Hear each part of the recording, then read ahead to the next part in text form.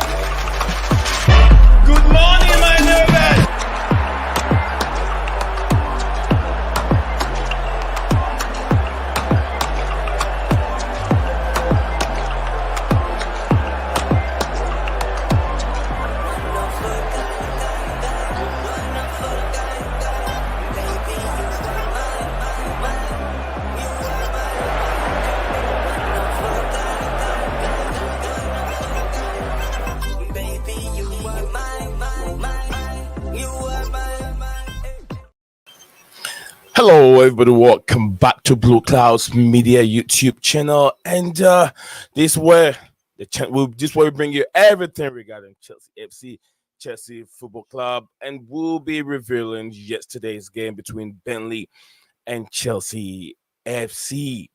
Chelsea's frustration to draw against 10-man Burnley was a roller coaster of emotions. Missed chances, a controversial red card, and a late drama. We're gonna relieve all the key moments from Stamford Bridge. Like I said, the missed chances. Cole Palmer, brilliant strike. Pinnacle, beautiful penalty kick from Cole Palmer. I was never expecting that kind of a penalty coming from Cole Palmer. But we're going to look at Chelsea's season so far. We're going to look at Chelsea's performance against 10-man Burnley. We will look at the red card. Was it really a red card? Is Mauricio Pochettino losing the dressing room? Can Chelsea still make a serious push for Europe this year? Was a red card? On assignment of overly harsh? Was it too harsh? I think if the penalty was being given, I wasn't expecting a yellow card on top of it. But in the other way, if we see that to be a red card, there's also another image that I would like us to look into and see. Is that image, should that image also be a red card and a penalty at the same time?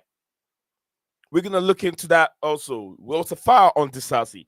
First half, Chelsea was really gone sleeping. Chelsea was gone off the mark. They were not there. So I think around 10th minute before they took, they realized that this is the football game. Chelsea took over 70% of the game. They outplayed Burnley. But this is a team that sits 19th in the Premier League. And the question still persists. The questions are being asked on Mauricio Pochettino. Is he still the right guy to take Chelsea to different level? And who is supposed to impose that winning mentality into the players? It is the gaffer. It is the manager. The players have no winning mentality. They open up too much spaces. If we're talking about defensive liability, all have to come from training. If it is training of Mauricio Pochettino, that will enhance the players' performance. That is what I was looking for. It wasn't there. Chelsea have given so many goals away in the whole entire season.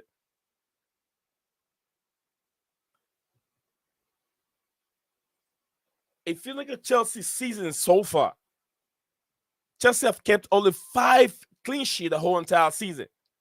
They have conceded 47 goals.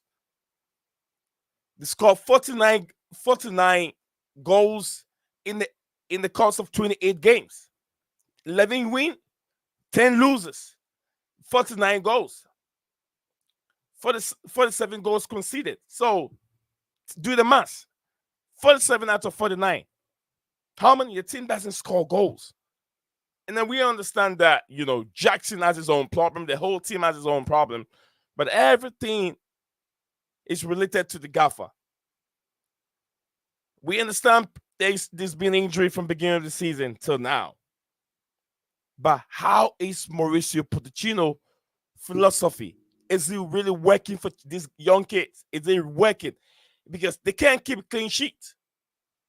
Petrovic made some kind of a stupid mistake that I've never seen Petrovic make before. And I don't want to go hard on Petrovic. He's been outstanding since he has his opportunity in the goalpost to replace Sanchez. He has been outstanding. Right before we get into it, so many questions that I want to ask. Who is at fault? Is Pochettino losing the dressing room? Does he really have control over the dressing room? Big up to my like Constant Dante. Since everyone in there, big up to yourself. Constant Dante said, so good, so good. You're on early for me anyway. Ha ha ha. Absolutely. I really have to go to church today, so I intended to wake up very early. It is 7:16 a.m. my time now, so I decided to make an early stream, and before I go to church, and then when I come back from church, hopefully I can do some another stream. Maybe if I don't get to do anything, because usually Sundays I don't stream. I take a day off on Sundays and come back again on Monday and make a review. But before I come back and make a review on yesterday's game, probably will be too late. People won't be interested in the game anymore. So I decided to make the review today and go through the nitty gritty of what really transpired in yesterday's, Chelsea's poor performance against Burnley, 10-man Burnley. And I don't know what you guys' thoughts are, or what your thoughts are on the penalty given to Chelsea. Was that really contact in there? I've seen the clips many times. I think the ball was really skidding away from I think what do you call it, Micha? I think Micha, yeah, Micha Modric. The ball was really moving away from him. He felt the hand, the defender's hand on him, and then he just went down so easily. And I've had this suggestion many times. It's about time that the VAR have to invite individual players, professional players that have played in the highest level, have to come in and review some of those decisions, because I felt like this Modric went down too easily. It went down too easily. There wasn't enough contact in there for Chelsea to get that penalty. But in the other way, also, there's another video, image that I would like to share with you guys. Let me get my illustration screen to share what I have on my screen at this moment. Okay. So yeah, like I said, we're reviewing the yesterday's match, but I think I'm trying to find that image on Disasi, and if that was really okay, I think I have that on my screen right here. I'm not going to go far off. This is the image I'm talking about. If you guys saw the image that Chelsea was able to get that penalty, then that should also be a penalty too. This should be a penalty on Disasi, because there was so much force. There was 2 hands on Disasi,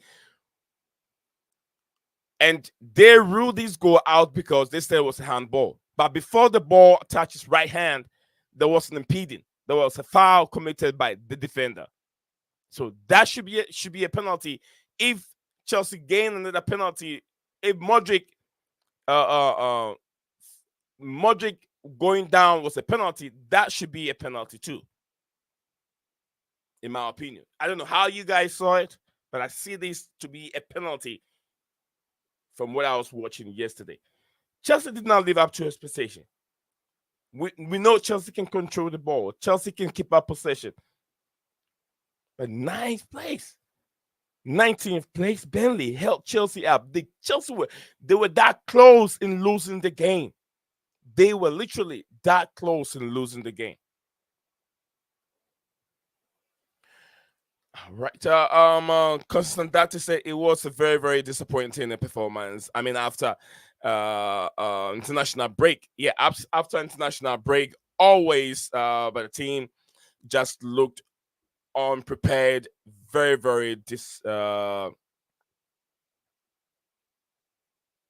very disorganized from Constant Dante said that we we and we say we is it nitpicking a bit of LOL. Okay, was not a penalty for me, and Sedifa handball as well. Absolutely. Just like I was saying, there was no way that was a penalty to me. To me, when I was watching in my own corners, it wasn't a pen for me. A big up to you, DJ Sav. Sav said, big up me and the whole community. Happy Easter and happy holiday to those who don't celebrate Easter. Absolutely, I'm an Easter guy, so I have to have an early stream today so I can make it up to church and then help with the community. So that is why I'm having a very, very early stream today. Big up to you, Todd Labor. Big up to my G's. Todd, haven't seen you in a while. Big up to Matt Keem himself. I think today's going to be just about an hour stream or even a little bit less. So I wouldn't waste so much time dropping the link in there whilst we have all our people, viewers coming in.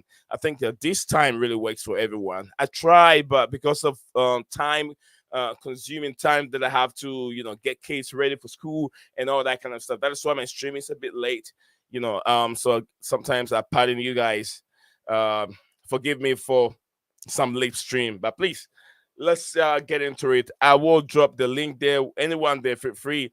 If you're there, you're free. You want to join us here? Let's go through Chelsea's season and what is going on with Mauricio Pochettino. Chelsea have kept, like I said, they've kept only 5 clean sheets so far.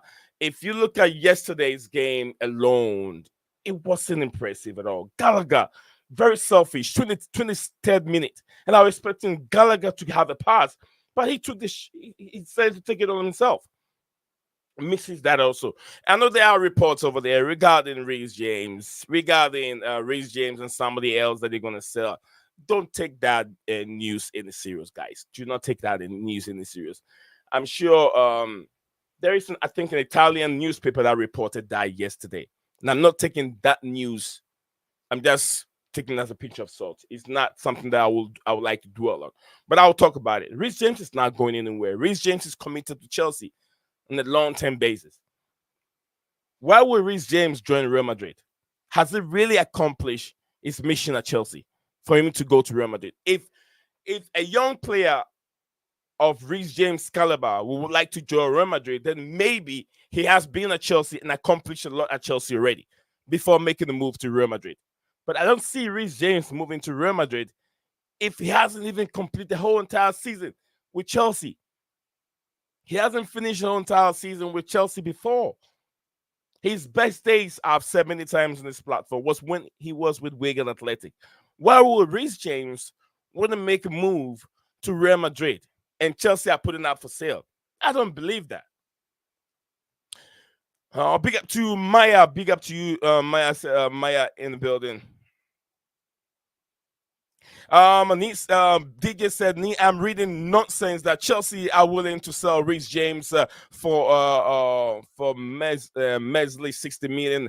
Article was written by Duncan and Castle. Yes, I said it. That no one should take this news any serious. That's just stupid. That's just nonsense. That's just garbage. So if you are reading this news and taking this news serious, please drop it. It's never going to happen. Reece James, look, this is a club captain. He can be a Real Madrid captain when he moved there. It's going to take him years, 3 to 4 years before he can be a Real Madrid captain. And there are so many people in the pecking order before Reece James, if he has to move to Real Madrid and become a captain. But he has the opportunity to be a Chelsea club captain. Do you know how that value?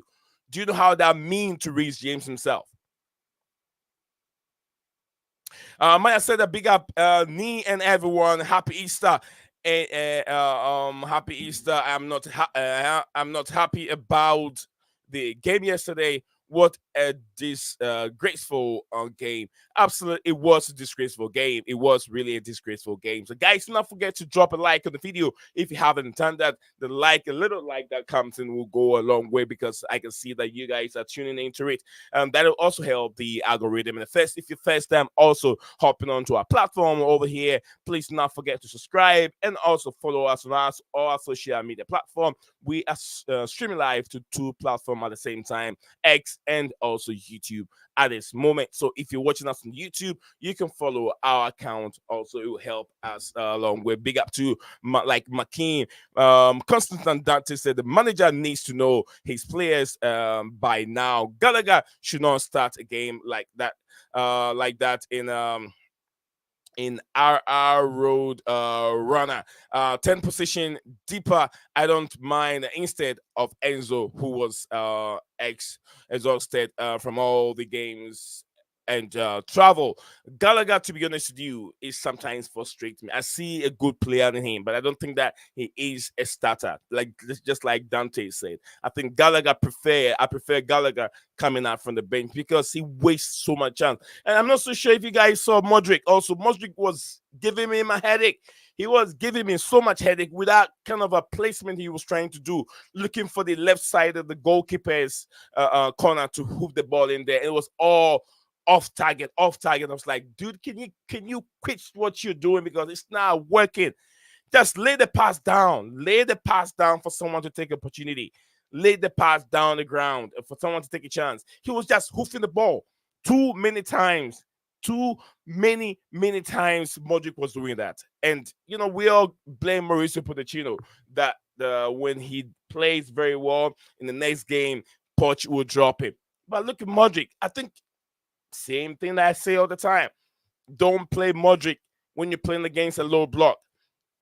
Burnley were now a low block team until the red card came in. Then they decided to change the IQ, the mindset, the philosophy, and go deep, play defense. I think that once the red card came in, they don't want to concede too many goals. They tried to take the best option, which is to go in low block from the second half. Second half, they were sitting deep. Chelsea were creating chances. Ryan Sterling. Oh my goodness. Oh my goodness. Sometimes I try not to go hard on Ryan Sterling, to be honest with you. I try not to. Constant Dante said that Maya, okay. Yeah, this is a couple of great things to each other here. Big up to you, everyone there in the chat. We got 12 of us watching. I'm not so sure how many likes we have so much on how many likes we have on the video. But guys, do not forget to drop the like. Mo, big up to you, Mo. Whenever you're watching from, let me know where you're watching the stream from. Mo said that Rhys James is false because if Gusta gets injured, who will cover who will cover him? You would have to buy a new right back along a new left back. Yes, absolutely, my brother Mo. You just spot on. Chelsea have to look in and look for another world class right back who can come in and compete with Gusto. We don't have to sweat our butt to look for another good replacement for our right back role. Now Chelsea have to look into it and see what we need as a centre back. Look into this now, right now. I don't know what is going on. That little comments coming from Thiago Silva's wife have created so much problem between Mauricio Pochettino and Thiago Silva, ex-club captain himself. He's not getting game time. And it's a question. If I meet Mauricio Pochettino, I want to ask him. Thiago Silva's wife said this. Thiago Silva did not say it. And I know that is the wife. And I know that's Thiago Silva's wife.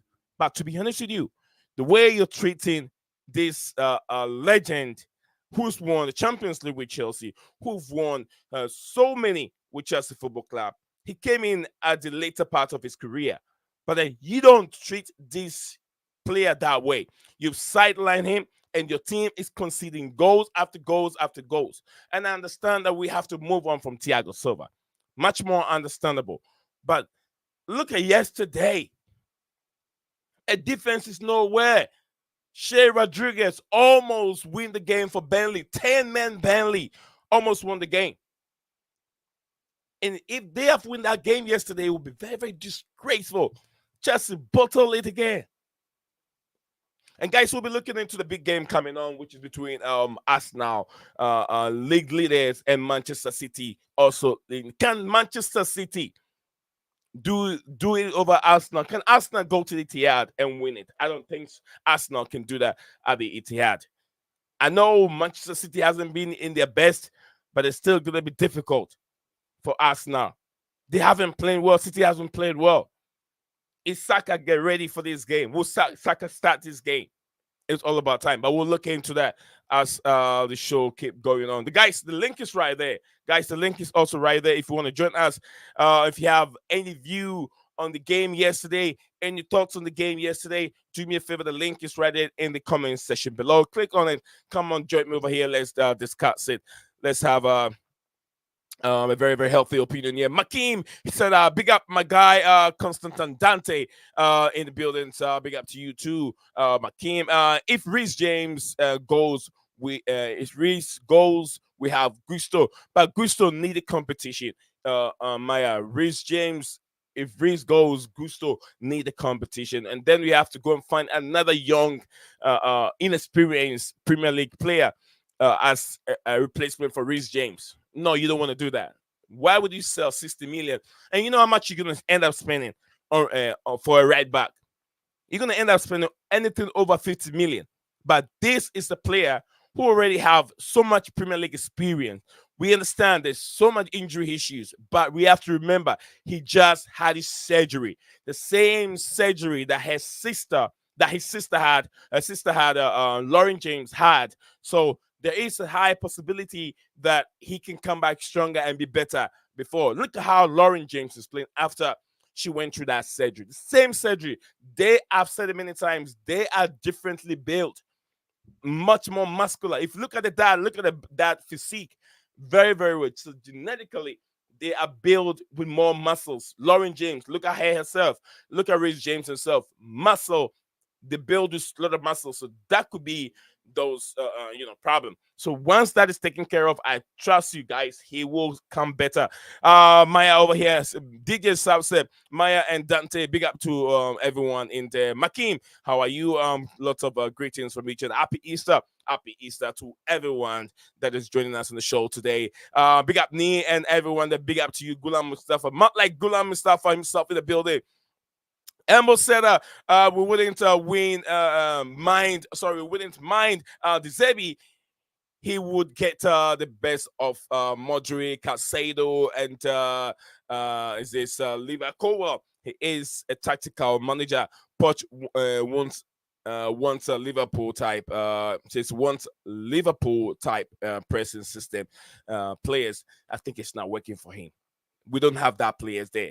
Maya said that Modric was doing too much with the shooting. He had clear clear changes.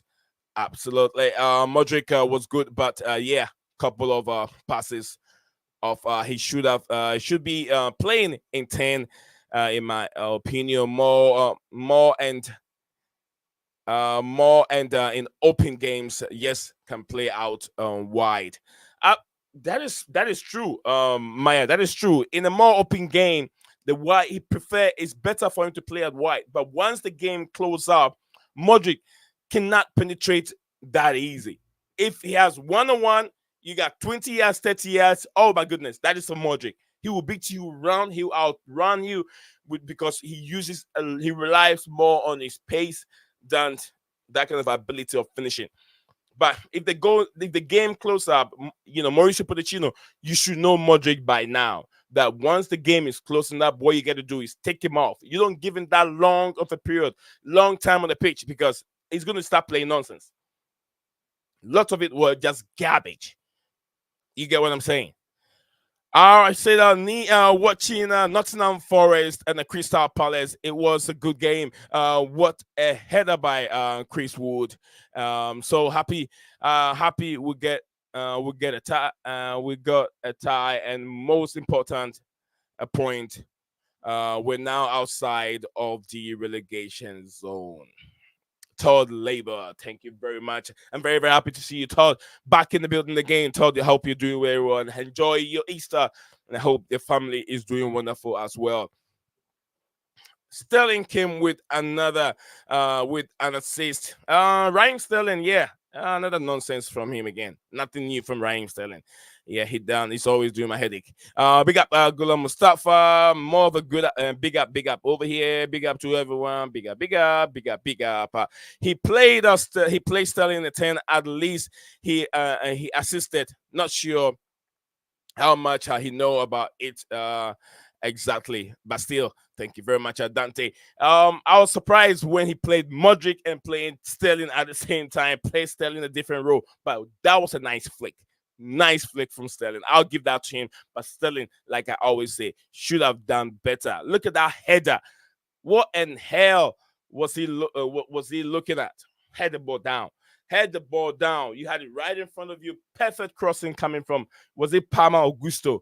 If I can remember. I think it was coming from I'm not so sure. Was it Palma? One of them. Either Palma Augusto. Perfect crossing, but could not finish it. Ronaldo is not getting game time in Portugal.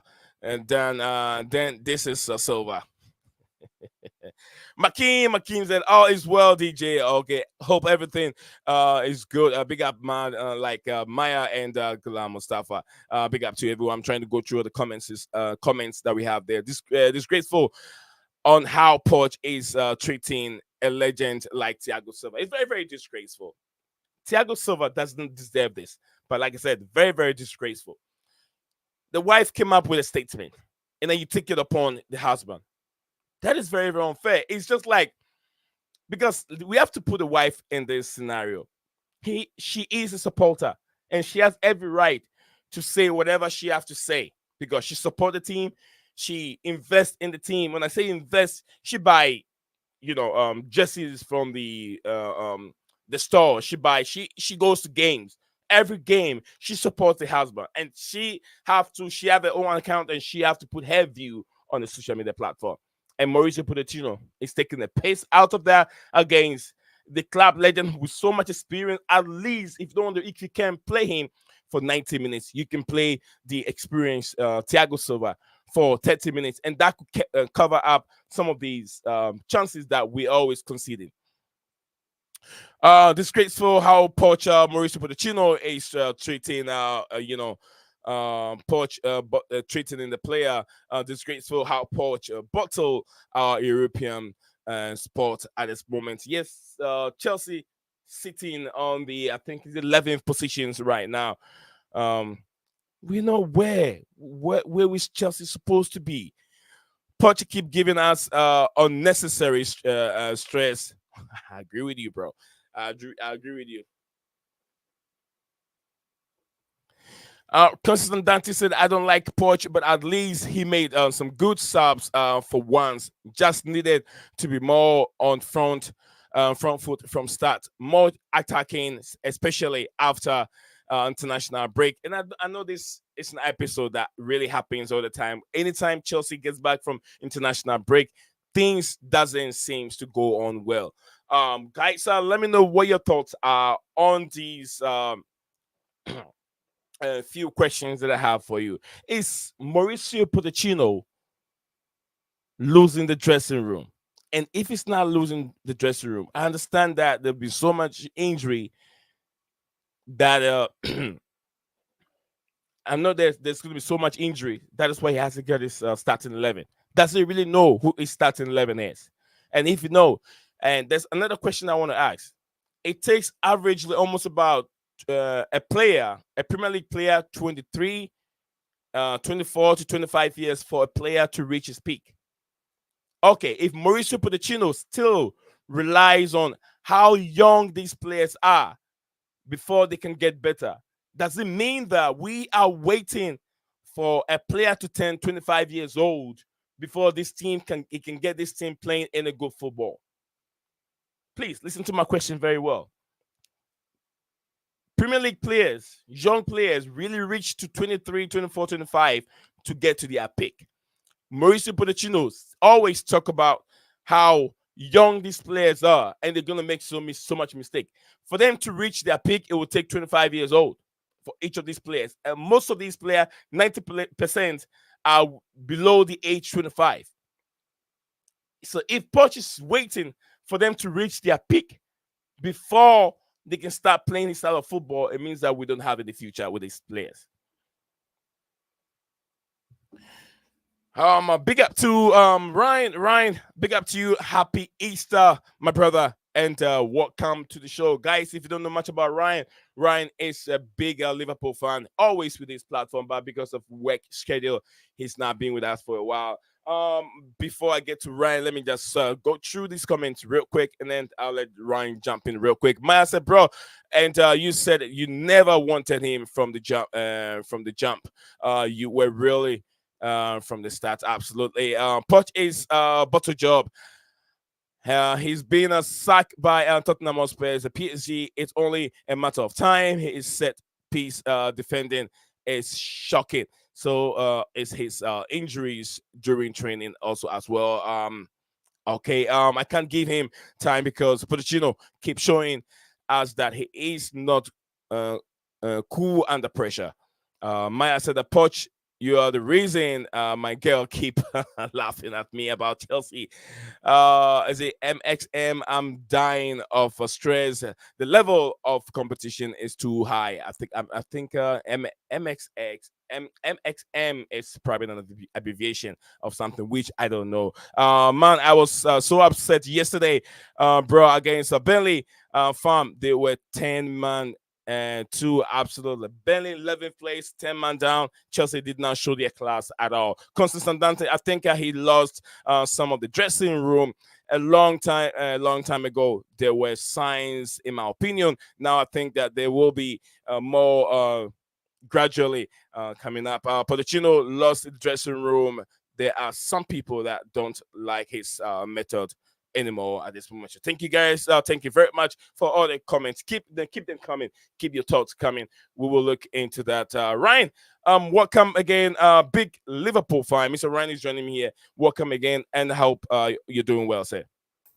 Thank you very much, Nee. Happy Easter to everyone watching, and some interesting games today. Some are calling it the title decider between Arsenal and Manchester City.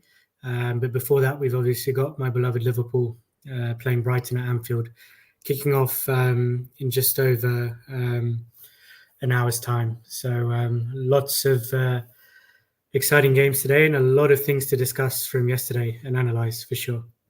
Absolutely. It's always a pleasure to have you on the show to discuss football as we do on this platform each and every day.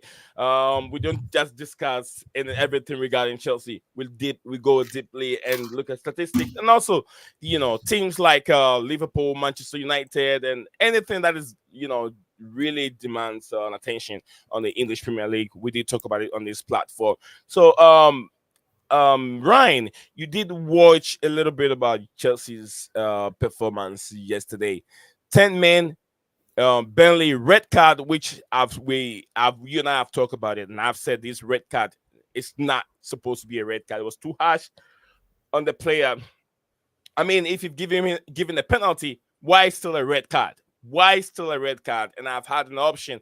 I've said it many times. Is it about time that VAR invite or employ ex professional players that have played in the highest level to review some of these incidents and say, look, this guy went down too easily. There was not excessive force in that for this player to go down. So what's your thoughts on Chelsea's game yesterday? Right. Yeah, listen, overall, I think it's incredible that they didn't win the game, especially when they had the man advantage for the majority of the 90 minutes. They had the 2-1 lead. And yeah, in that first half, there were a lot of controversial moments. Here on the screen, I can see the Disasi header, which was ruled out after VAR deemed that it had hit his hand. And then after that, you've got the penalty decision, which I think it was soft, but I can see why it was given by the on-field referee. It was a game that Chelsea did have control to an extent of, but Burnley were very tenacious, and that's what you expect with those relegation teams. They're fighting, they're scrapping for points because their survival depends on it. But as soon as they go down to 10 men, it's unforgivable. Really, it's unbelievable that at home Chelsea couldn't finish Burnley off. And definitely the second Burnley goal, the equaliser, was a Petrovic mistake. I think we're all agreed on that. Yeah. The first one, I felt he could have done a bit better as well because it was from quite a far distance.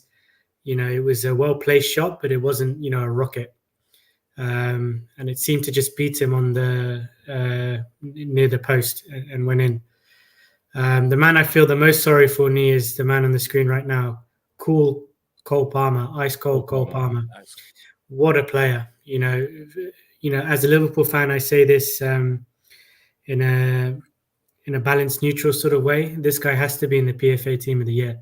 There's no doubt about it. 20 plus goals and assists for the season for a 21-year-old. He has been incredible, and he was a guy who was just being restrained and very frustrated at Manchester City, stuck in the bench, in and out of the team. He's transferred to Chelsea, and he's loosened those shackles, and we're seeing just his true potential and ability. But he must be so frustrated because game after game he's putting in these stellar performances, and his teammates are just not able to match his levels. I mean, thank you very much, Mr. Ryan. Thank you very much for your honest opinion. Yeah, I do really agree with you. What a player and what a signing he has been. He's on the same level right now with whatever statistics you can look in the world right now. He's averaging. His seats keep rising and rising and rising each and every day. If you look at the metrics, he's right on par, on same level with Saka, on the same level, even with Jude Bellingham. Comparison is much better. So I always see people overrate. I feel like people has overrate rating what's his name, Jude Bellingham. Look at this guy. No one seems to put him in the 11, but the young, naive player, he plays very, very well. He has, without Palmer, Chelsea would have been sitting even at least 18th or 17th right now in the league table without Palmer, because this guy is our goal getter. His IQ is very, very sharp. Imagine if you have two more of Palmer, one in the midfield and one as a striker. Chelsea wouldn't have been where we are at this moment. And I do agree with you, Ryan.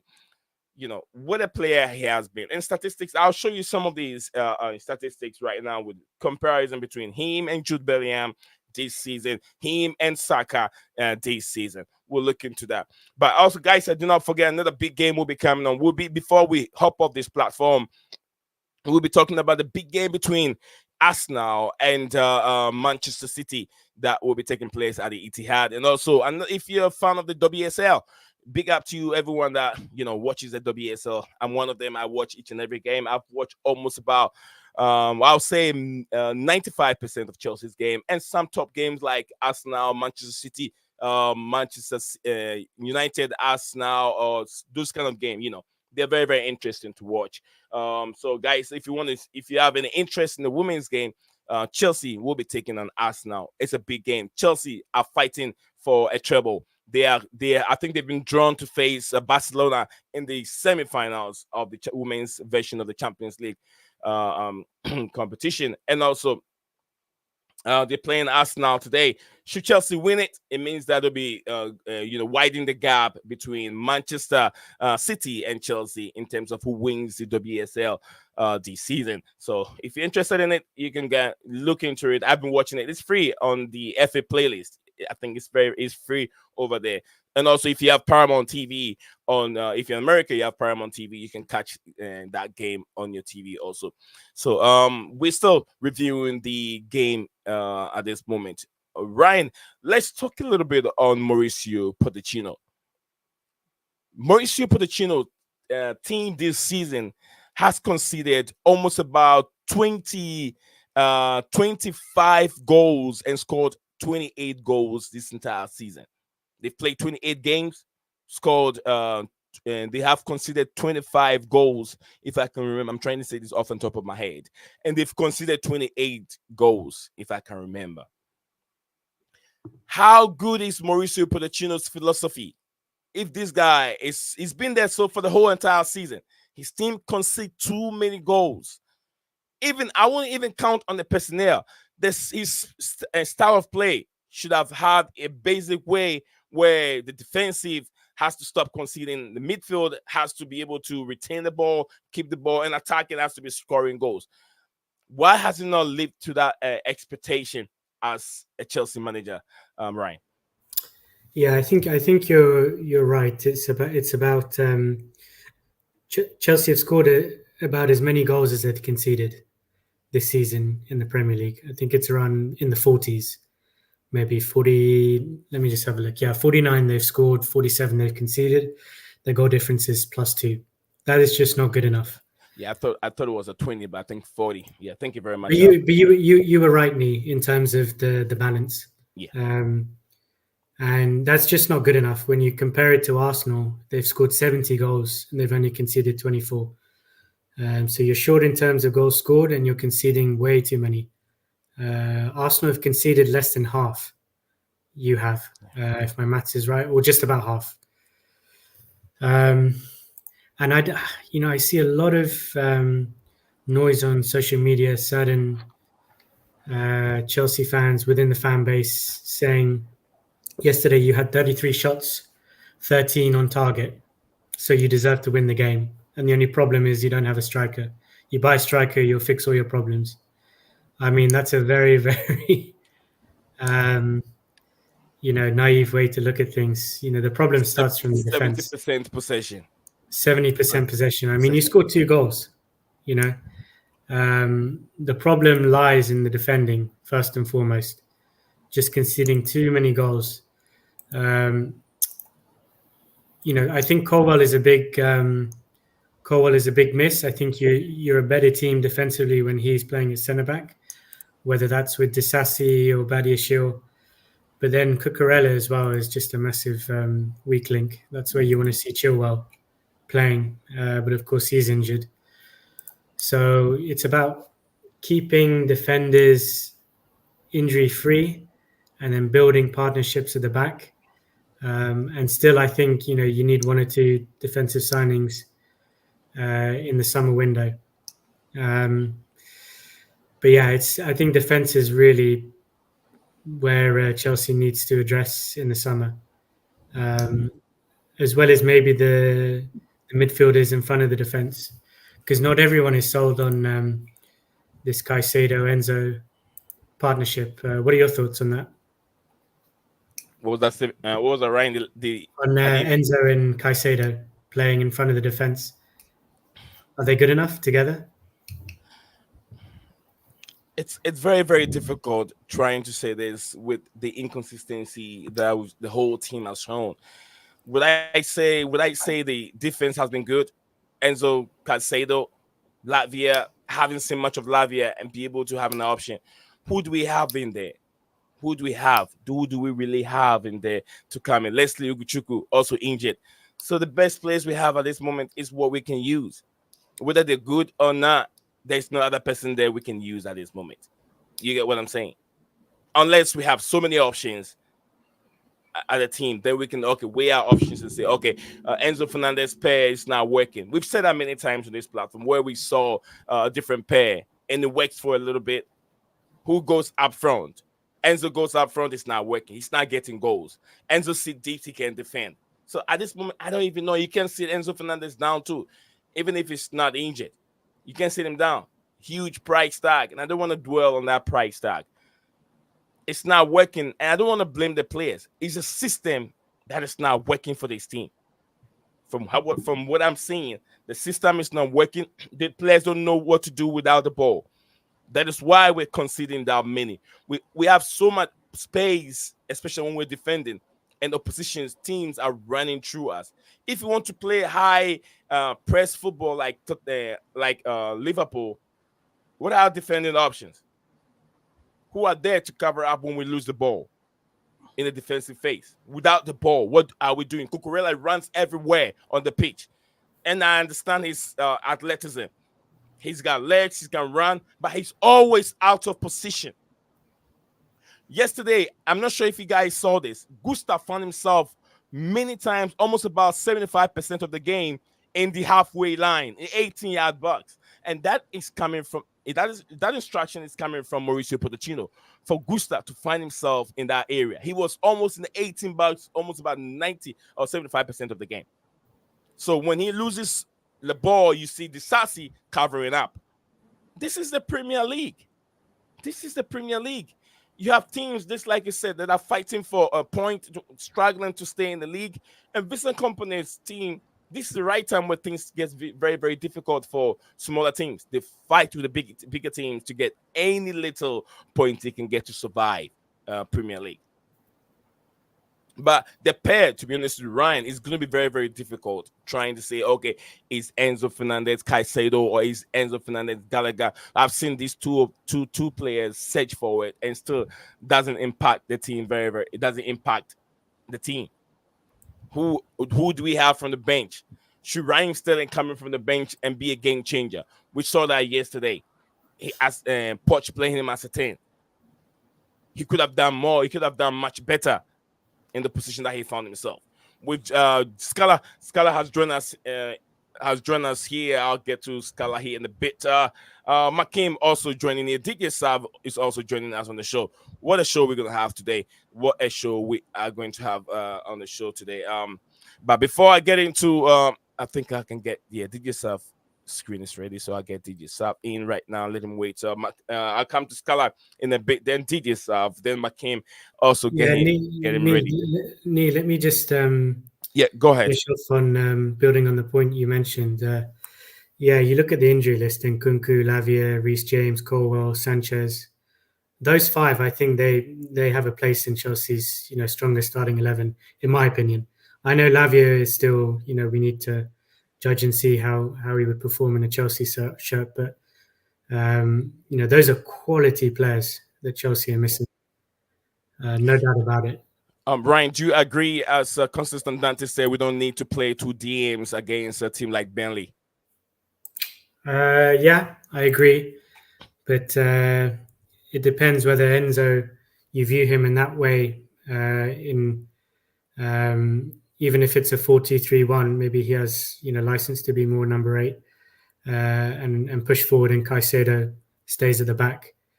It depends how Pochettino instructed those two midfielders to play.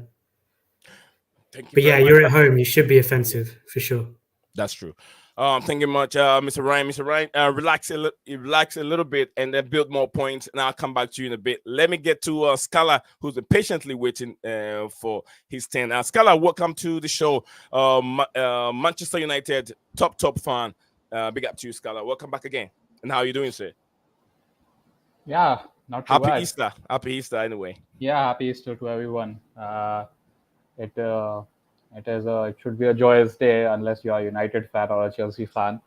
I mean, Chelsea is a fraud club. I already mentioned this many a times, and right behind that is United, an even bigger fraud team. I mean, Mason Mount was on the score sheet yesterday. Yeah, I don't care about Mason Mount. I think Mason Mount, I don't really consider him as a United player at the moment. He has to do lots and lots before I even acknowledge him as a United player. So let's keep Mason Mount aside. Let's just talk about the team. I mean, this is a team which has conceded the third most shots in the league, behind Luton and Sheffield United. So that's why I say that United is a fraud team, because if you watched the game yesterday, you would actually see the difference, like which is a relegation, which is like a mid-table team, and which is supposed to be a team which has top players. So yeah, I mean, what a Easter weekend we had. I mean, I was so happy that we didn't win yesterday. I mean, this was probably against being a supporter, but I'm absolutely fed up of performances like these. This has happened so many times. If you look at our result against West Ham, Luton, and even when we went down to 2 leagues below to that FA Cup tie against, I can't even remember which team we played, even they outplayed us. So I was so happy for Brentford yesterday that they were like, justice wasn't denied, because fraud teams like United, they should not be winning games like that. We were absolutely had no business winning that game. You can say that Brentford didn't take the chances and we took ours and whatever, but I don't support football like that. I don't think you should be. If you're a top team like United, you should not be playing relegation football. If that was a team like Stoke City or like some, I don't know, Scunthorpe United, and they got a result like that, fine. But you are a top team. You're supposed to be one of the best in the country. And if you're playing like that and you're nicking a goal like that towards the end, and I was very upset, like when Mason Mount scored, because I know what the PR would go around. I was telling my friend, you watch what United social media team will do after 1 hour of the result. They'll post the Mason Mount photo, and bang on, they did exactly the same thing. So I was happy for Brentford yesterday because they outplayed us. They were so good and they deserved their victory. Unfortunately, when you play clown clubs like United, they put performances like these. So yeah, man. I mean, it might be very anti. I mean, what I'm saying, but I'm not just a United fan. I'm a football fan first. And performances like yesterday, same goes for you guys. You guys don't deserve to win, because Burnley, like Chelsea, have no business. Whatever, like 9 games remaining, you don't really have anything to play for the Premier League. But Burnley have something to play for, so they turned up and they got a 2-2 result. So that's why I'm happy for both the B clubs, Brentford and Burnley, that justice wasn't denied. That's my whole thing. So do you? I know there's a lot going on with Manchester United, but do you think that Mauricio Pochettino is not getting the balance right at Chelsea right now at this moment? Yeah, I mean, look, this guy. Every time I listen to this guy in the press conference, he's always fighting the fans. Like I saw a quote where you were saying that the fans need to understand, the fans need to do this. He's always very rebellious in his press conference. I mean, I can get it gets a bit irritating that every second question is about his relationship with the fans. And I told you, like Pochettino, he has no touch point with Chelsea. He's an ex-Tottenham manager. See, the only thing which keeps him alive is performances on the field. And when you can't beat a 10-man Burnley with more than half of the game left, he is not going to win too many faithfuls at Stamford Bridge. And the only difference is that between United and Chelsea is that Chelsea have very good players. They unfortunately don't have a system. Same can't be said for United. We have so many bang average players who are they outlived their time at the club. But you can't. I mean, just think for a second. Cole Palmer, he has come from Man City, and he's going to be your player of the season. I mean, that just shows like what's wrong at your club. I mean, what's players like, what's your senior players? I mean, you don't have any senior players. I mean, you have decided to go this route of buying young players. But I'm seeing, I mean, this guy should have had an assist and a goal yesterday. I mean, he got his goal, but he should have had an assist yesterday as well.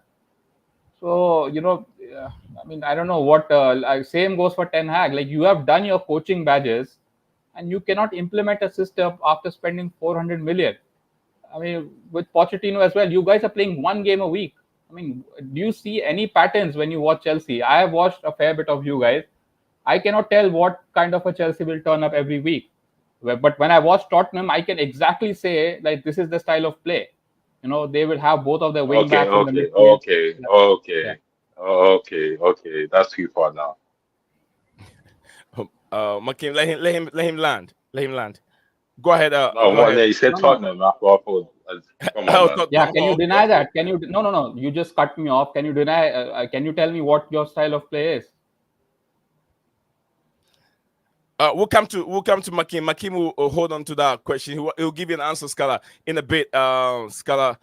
Let's go to DJ Sav. Let's hit a little bit from DJ also. I apologize for the little interruption there, Scala. Scala, if you're not done, you can just go ahead. No, I'm fine with it. Like he decided to cut me off with he wanted to make a point, so he cut me off when I mentioned Tottenham. Obviously, they are a big rival to you guys, so I think that's what's the contradiction? What do you think I'm talking wrong? Because I don't see what Chelsea style of play is. Okay. I try to be nice. Okay. First of all, Makim, be nice. Okay. I'm not gonna take this here from a United fan. Yeah. Make your point, man. Make your point. Yeah? Don't counter your argument. Don't counter man. Counter your argument. You have a Champions League winner on your side. Yeah.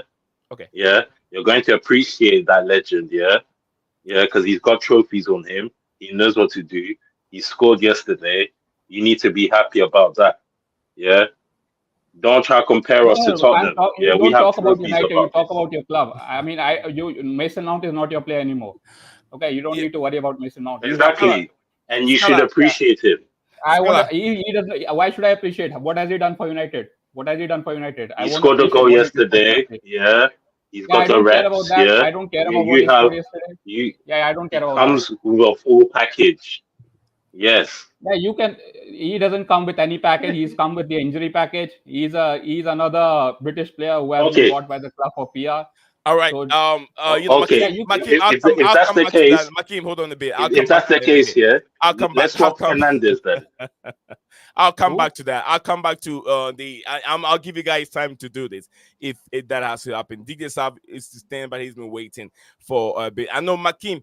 Please, I'm going to give you that same question that Scala is asking you. Tell me what Mauricio Pochettino's style of play is. I'll let you explain it to me. I don't see it. So in a bit, I'll let you get that to me. DJ, we lost DJ. We lost DJ.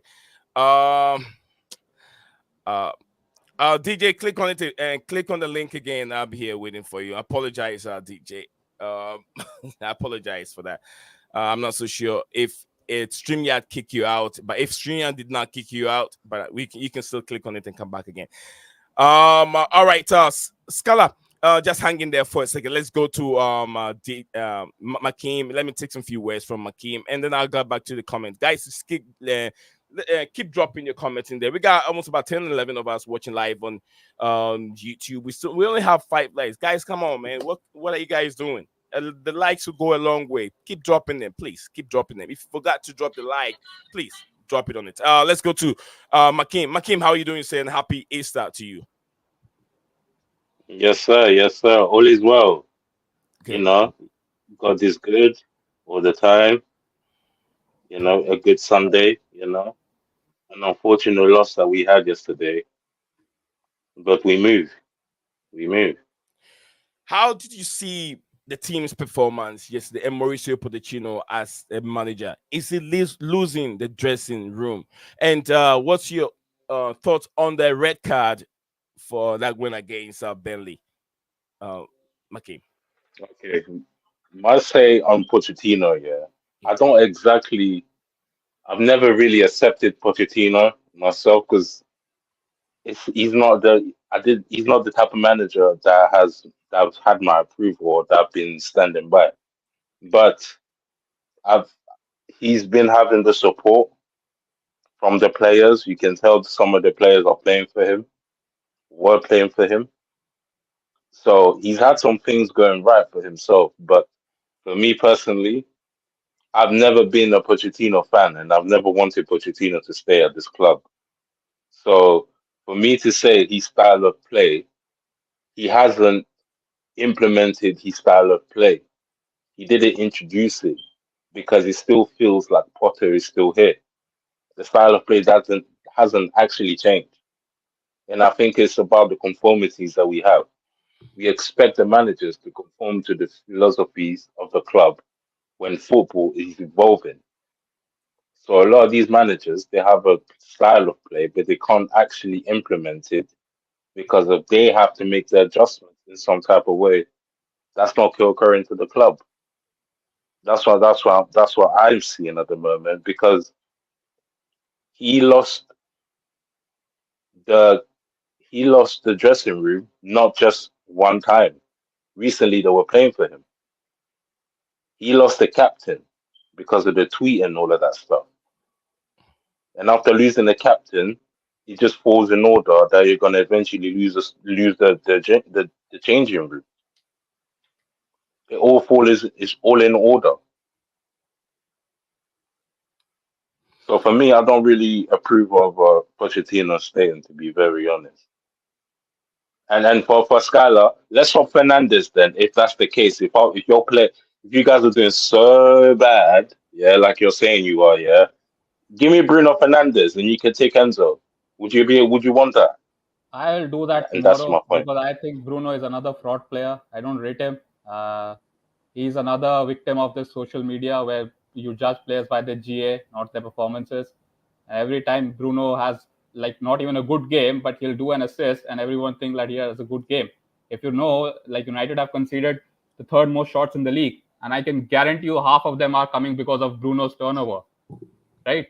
So if you want Bruno, you can have him. I'll take Enzo any day of the week because he's a much better footballer. Bruno is not really a footballer; he's just a spam merchant. And you might not know because you might not watch United, but for the last 3 years, that's what he does. And his GA has dried up this season, and he has become even worse. So if you want Bruno, you can take him. You can take Mason Mount as well. And if you're saying I have to respect Mason Mount because of no. Champions You can League, keep. Yeah, you can keep that one. You can keep that one. You can keep yeah. that one. That was good business. Yeah, so if you're telling me to respect Mason Mount, I've got Casemiro's won 5 Champions League. Same goes for Varane. So I don't have to respect Mason Mount. He has to earn it just how you say that you cannot relate with Pochettino because he hasn't got any touch point with Chelsea. Same goes for Mason Mount. We have given him a number 7, which he doesn't deserve, but that's not him. That's because of the club. He has been injured for 8 months. And yes, yesterday's finish was good. And I'll play Mason Mount over Bruno Fernandes because Mason Mount, whether you like it or not, he at least keeps the ball. He doesn't treat the ball like a grenade. So if you want Bruno over Enzo, we are more than happy to trade that one. All right, thank you very much, guys. Big up to JC in the building, and big up to Mama like Todd, Labor, Constance Date, McKean, everyone in there. Big up to everyone. Todd Labor, your questions. You said, hey, Neil, what happened to Awaniyi from Nottingham Forest? Is he hurt? According to report, Nottingham Forest striker Taiwo Awaniyi out for a month after undergoing groin surgery. So he's out for a while. Yes, he's out for a while. These are reports coming from it. I think that's the news on Taiwo. I think Taiwo Awaniyi. So thank you very much for asking. I hope that answers your question. JC said, can this guy describe Spurs style? If he does, so I will describe CFC philosophy. Send a link. JC, the link is right there. JC, the link is right there. Yeah, I'll describe you Spurs style of play. I'll describe you how they played against us at Old Trafford, which again they should have won. Yeah, if you see how they play, they literally have their 2 fullbacks in the midfield. Who's that guy? Udogie. Yeah, Udogie and that Pedro Porro. They almost make a 5-man midfield, and they go super ultra attacking, and that's how they play. That's their novelty, right? You don't see like 2 fullbacks in the midfield. You have Right. I mean, McKean, let him if you want to make a point, you might as well make a point. Why are you making sounds? You have a point. You want to make a point. You make it. Let him land. Okay. Yeah, that's the novelty. That's what Pochettino Ange Postecoglou has done. You have seen one fullbacks in a midfield. You've seen fullbacks going to midfield. We do that with Delo, and Arsenal do that with Zinchenko. But they have this novelty of that both of their fullbacks going to the midfield and they play on the half line. Can you say something like that which Chelsea do or United do? I cannot say that. Maybe you guys can because you watch more of Chelsea than me. But I don't see any style of play with Chelsea. Thank you very much. Scala United, that's his opinion. That's what he see. He sees something different than Makib doesn't see, obviously. That's a good. Ryan's still there. Ryan is just building up. He's got lots of stuff they want to bring up. Also, with Ryan is still building up for the big game between Arsenal and the Manchester City. We'll be looking into that game. It would be nice if it's Arsenal and Liverpool. It would be nice. But yeah, we have JC. JC, you gonna have a camera on? JC, welcome back again to the show. DJ Sav is back. All right, JC, let's get let me hear something from you. Then we go to DJ Sav. JC wants to explain Mauricio Pochettino's style of play. Guys, the comments are coming in. They're coming in. It's a lot for me to read here. I think it's his first season where he suffered injury, so can't say. But Chelsea won with Mason Mount scoring goals in Champions League. I don't think any United player had that audacity to do except Casemiro. All right, he has Champions League glory. JC, welcome to the stream and happy Easter. If you celebrate Easter, I'm wishing you a happy Easter. And what do you have for us today, JC? What brought you to the show? Hey, it's a nice weekend and happy Easter to everybody. I don't personally celebrate, but okay. I mean, Yeah. happy Easter to everyone. It was nice to hear your stream, and suddenly the gentleman said like we do not have any philosophy at all. That was I thought it was wrong. So it's good like then he mentions right now like he doesn't see so many of our games, so it's difficult for him. So that's a good way to approach, not like saying that we are totally trash and we don't have any philosophy. Okay, I disclaimer, I do not think Pochettino is the right manager for our team, but still to be saying that he has had good games, and he does have a philosophy, and to be honest to him, like we have been trying different systems, and mainly because of the injuries, he has had to adapt, and it has not worked. Like whenever he had the players, it doesn't work sometimes, but okay, that's a whole different argument.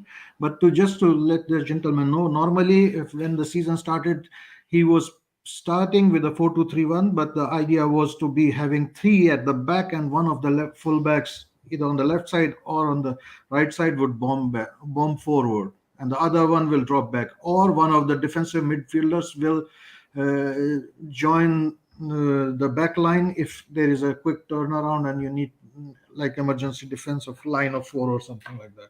Is that what we saw? Is that what we saw from Gusto yesterday, where he spent a lot of the minutes in the halfway line, where Disasi was covering him? See, I mean, in the first half of the season, it was Chilwell who was always on the top. He was, in fact, almost like left wing. Now it's Gusto because he's been doing very well. So, and it's rare that we are able to have both fullbacks bombing forward, like having a 3-5 or 3-4-1. That's what he ideally would like to have, like really total domination. But that's not happening, and we are missing a defensive midfielder. We can also go is like 3-1-4-1 or something like that, or some. But we do not have a proper defensive midfielder who is fit enough. We don't have for most of the season. We have played without a defensive midfielder. None of these, Caicedo, Enzo is a defensive midfielder, and he has to adapt. And also, like fullbacks, also like when initially asked Kukurea was bombing forward, he was being exposed defensively. He's not quick enough or like positionally, so he stays behind most of the time right now. So yeah, I totally agree. I have to support Pochettino on some of the issues. I'm not like blind watch out or something like that. He has had difficulties, yes, and the injuries have played their own part. Thankfully for him, like Gusto came up and delivered. Otherwise, without Reece James, it's difficult. We don't have a very like dominant fullbacks on the right side. But okay, now we are in a situation which we all are afraid of. Like both Gusto and Reece James are injured now. Our main problem indeed is the injuries, but when their players are available, we've not performed. I mean, I do not know. Like the system is not working. Maybe the players are not used to it. The message is not going through, or they are not practicing properly. And the other part is also like when we are defending, it is 4-4-2. Yeah. And we are atrocious at set pieces, defending set pieces or attacking set pieces. And people say like we are going to hire a manager, like set piece manager. He's going to come at the end of the. I mean, Pochettino, you have some licenses. Huh? He's got some FIFA license for managing and all. Like when he played, he was a defender, right? If I'm not mistaken, he was a defender. Yeah, he was a defender. Yeah. So he should know at least something about set pieces, I mean, what is it? Like totally zero in set pieces or what? I mean, are they practicing set pieces? I mean, I remember Pochettino said we don't need during the winter transfer window. Somebody was asked him about the rumors that we are hiring a set pieces coach, and he said we don't need one. But JC, thank you very much. Apparently, we do need one. That's why Chelsea have gone in and paid almost about 700K to 1 million. Chelsea have to pay that amount of money to Brighton to bring in. Is it not Brighton? I'm not saying Brentford yeah, to bring we in do that guy. need it. Yeah. We do need him, but my question is just like Pochettino, he should be knowing how to defend set pieces. He should be coaching. It's not that we have to wait until the summer, until that team, there is no coach to teach, make a setup. I mean, Pochettino should be aware of this, and he should be able to coach these things. And that's part of the blame on Pochettino. I mean, he should be able to coach these players set pieces. Thank you very much, JC. Thank you, JC. I'll come back to you again. We got a lot to cover over here. We got lots of you guys too on the panel, so we have to try and manage the time profitably and very well. So thank you guys, everyone that is joining us on the show. Big up to I Want to Love You Forever. Says big up to the panel and everyone else joining today. Happy Easter. Yesterday game was ridiculous. Gula Mustafa said we all know why Casemiro is at United. He is here to earn some dollar. The football he played was for Real Madrid back in the days. Consistent Date Big said, big up to you. I want to love you forever. Big up May. Happy Easter. Let's go to our father of the channel, DJ Sav. DJ Sav.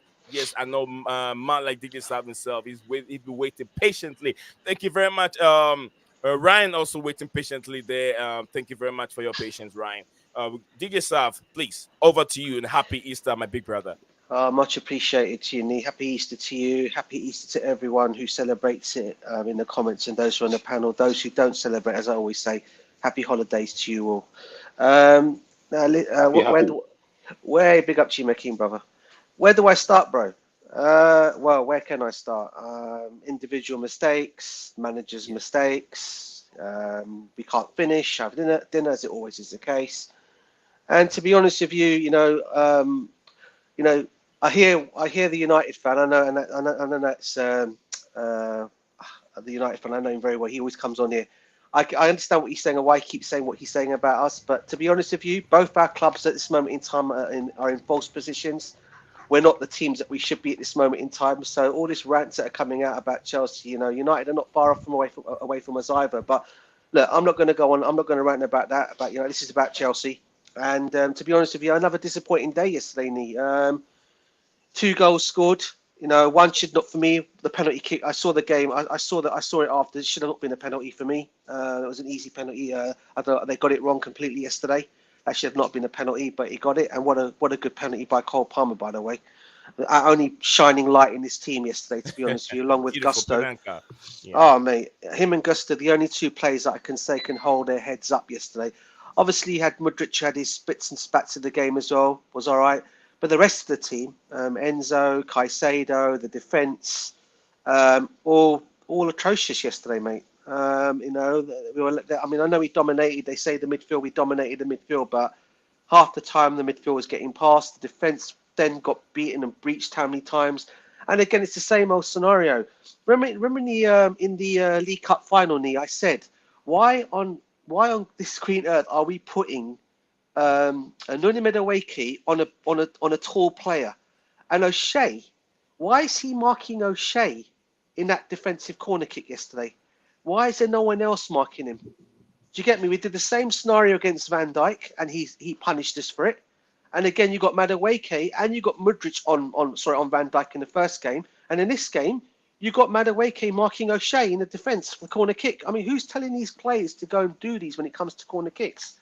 Surely you put the bigger player, all right, who's taller in that team on the player it's going to be most deadliest in the year. And we let that happen twice, and they could have scored a 3rd goal. They hit the bar the 2nd time around, I understand as well. All right, so look, mate, it's a shambles at the moment, and Poch. I don't know what Poch is coming out fighting for. To be honest with you, the guy's got nothing to fight for. He's trying to find ways of trying to, get the attention away from while we played well. Did we really play well, Poch? I know you're there watching the game, but can you honestly and truly say we played that well? Yeah, we did a lot yesterday in the game. We should have, but we're not scoring. We're not finishing off our dinner, and that's what our problem is going to be. We're not finishing off our dinner. It's the same old scenario. And until we get this addressed, it's going to be the same old thing. So when it comes to blame, I'm not just blaming Poch. I blame the players and I blame the owners. It goes from the top of the club right down to the playing staff, and we need to address it quickly because we got Man City coming up in the next couple of weeks. I think it's the next game. In fact, it's the next game after Manchester United, and then we've got to go again in the Prem again. So we've really, really got to start pushing back up because if we don't, and with all the rubbish that's coming and all the nonsense that's going to be coming to us possibly in the summer as well. And then I'm hearing, I know it's rubbish rumours, but then I'm hearing 60 million for Reece James. Utter ridiculous. I don't know. This is what I'm trying to say. When Chelsea's down, everyone just seems to want to come at us with everything. And to say 60 million, that would just buy Reece James's right leg, mate, let alone flipping the whole team. Do you get me? Let alone the whole player. So, yeah, disappointed, but hopefully we'll bounce back soon, mate. And we need to do it quickly.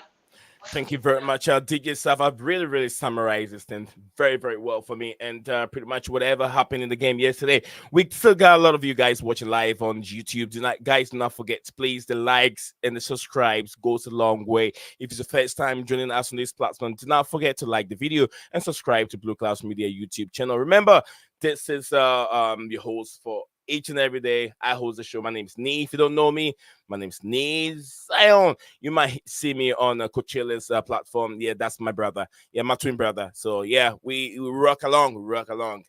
Big up to my man and everyone that is joining us on the show today. I want to say big up to you for finding the time to jump on and have a say. The platform is made for everyone. Scala United, my man himself, a great Manchester United fan. Then Ryan, like I said, another great top Liverpool fan. These are legends that always hop on this platform, give us their view. So I'm very happy when I see them. In Makim, I think I lost Makim for some reason. Maybe StreamYard kicked him out. But StreamYard, you know what? God forgive you.